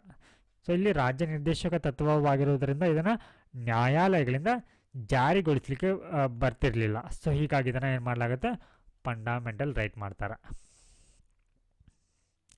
ಸೊ ಏನಾಗುತ್ತೆ, ಈ ಒಂದು ಹಕ್ಕನ್ನು ಇಲ್ಲಿ ರಾಜ್ಯ ನೀತಿಯ ನಿರ್ದೇಶಕ ತತ್ವಗಳಿಂದ ಏನು ಮಾಡಲಾಗುತ್ತೆ, ಅದನ್ನು ಮೂಲಭೂತ ಹಕ್ಕಿಗೆ ತೆಗೆದುಕೊಂಡು ಬರ್ತಾರೆ. ಸೊ ಸುಪ್ರೀಂ ಇಲ್ಲಿ ಹೀಗೆ ಹೇಳುತ್ತದೆ ಈ ಒಂದು ತಿದ್ದುಪಡಿ. ರಾಜ್ಯವು ಎಲ್ಲ ಮಕ್ಕಳಿಗೆ 6 ವರ್ಷ ವಯಸ್ಸನ್ನು ಅಂದರೆ 14 ವರ್ಷ, ಅಂದರೆ 6 ವರ್ಷ ವಯಸ್ಸನ್ನು ಪೂರ್ಣಗೊಳಿಸುವವರೆಗೆ ಬಾಲ್ಯದ ಆರೈಕೆ ಮತ್ತು ಶಿಕ್ಷಣವನ್ನು ಒದಗಿಸಲು ಏನು ಮಾಡುತ್ತೆ, ಪ್ರಯತ್ನಿಸುತ್ತದೆ ಅನ್ನುವಂಥದ್ದನ್ನು ಹೇಳುತ್ತೆ. ಸೊ ವಿಧಿ 51A ಅಡಿಯಲ್ಲಿ ಹೊಸ ಮೂಲಭೂತ ಕರ್ತವ್ಯವನ್ನು ಏನು ಮಾಡಲಾಗುತ್ತೆ, ಸೇರಿಸಲಾಗುತ್ತೆ. ಏನು ಅಂತಂದರೆ 6ರಿಂದ 14 ವರ್ಷದೊಳಗಿನ ತನ್ನ ಮಗು ಅಥವಾ ಪೋಷಕರಿಗೆ ಶಿಕ್ಷಣಕ್ಕೆ ಅವಕಾಶಗಳನ್ನು ಒದಗಿಸುವುದು ಭಾರತದ ಪ್ರತಿಯೊಬ್ಬ ನಾಗರಿಕನ ಕರ್ತವ್ಯವಾಗಿರುತ್ತೆ ಅನ್ನುವಂಥದ್ದು.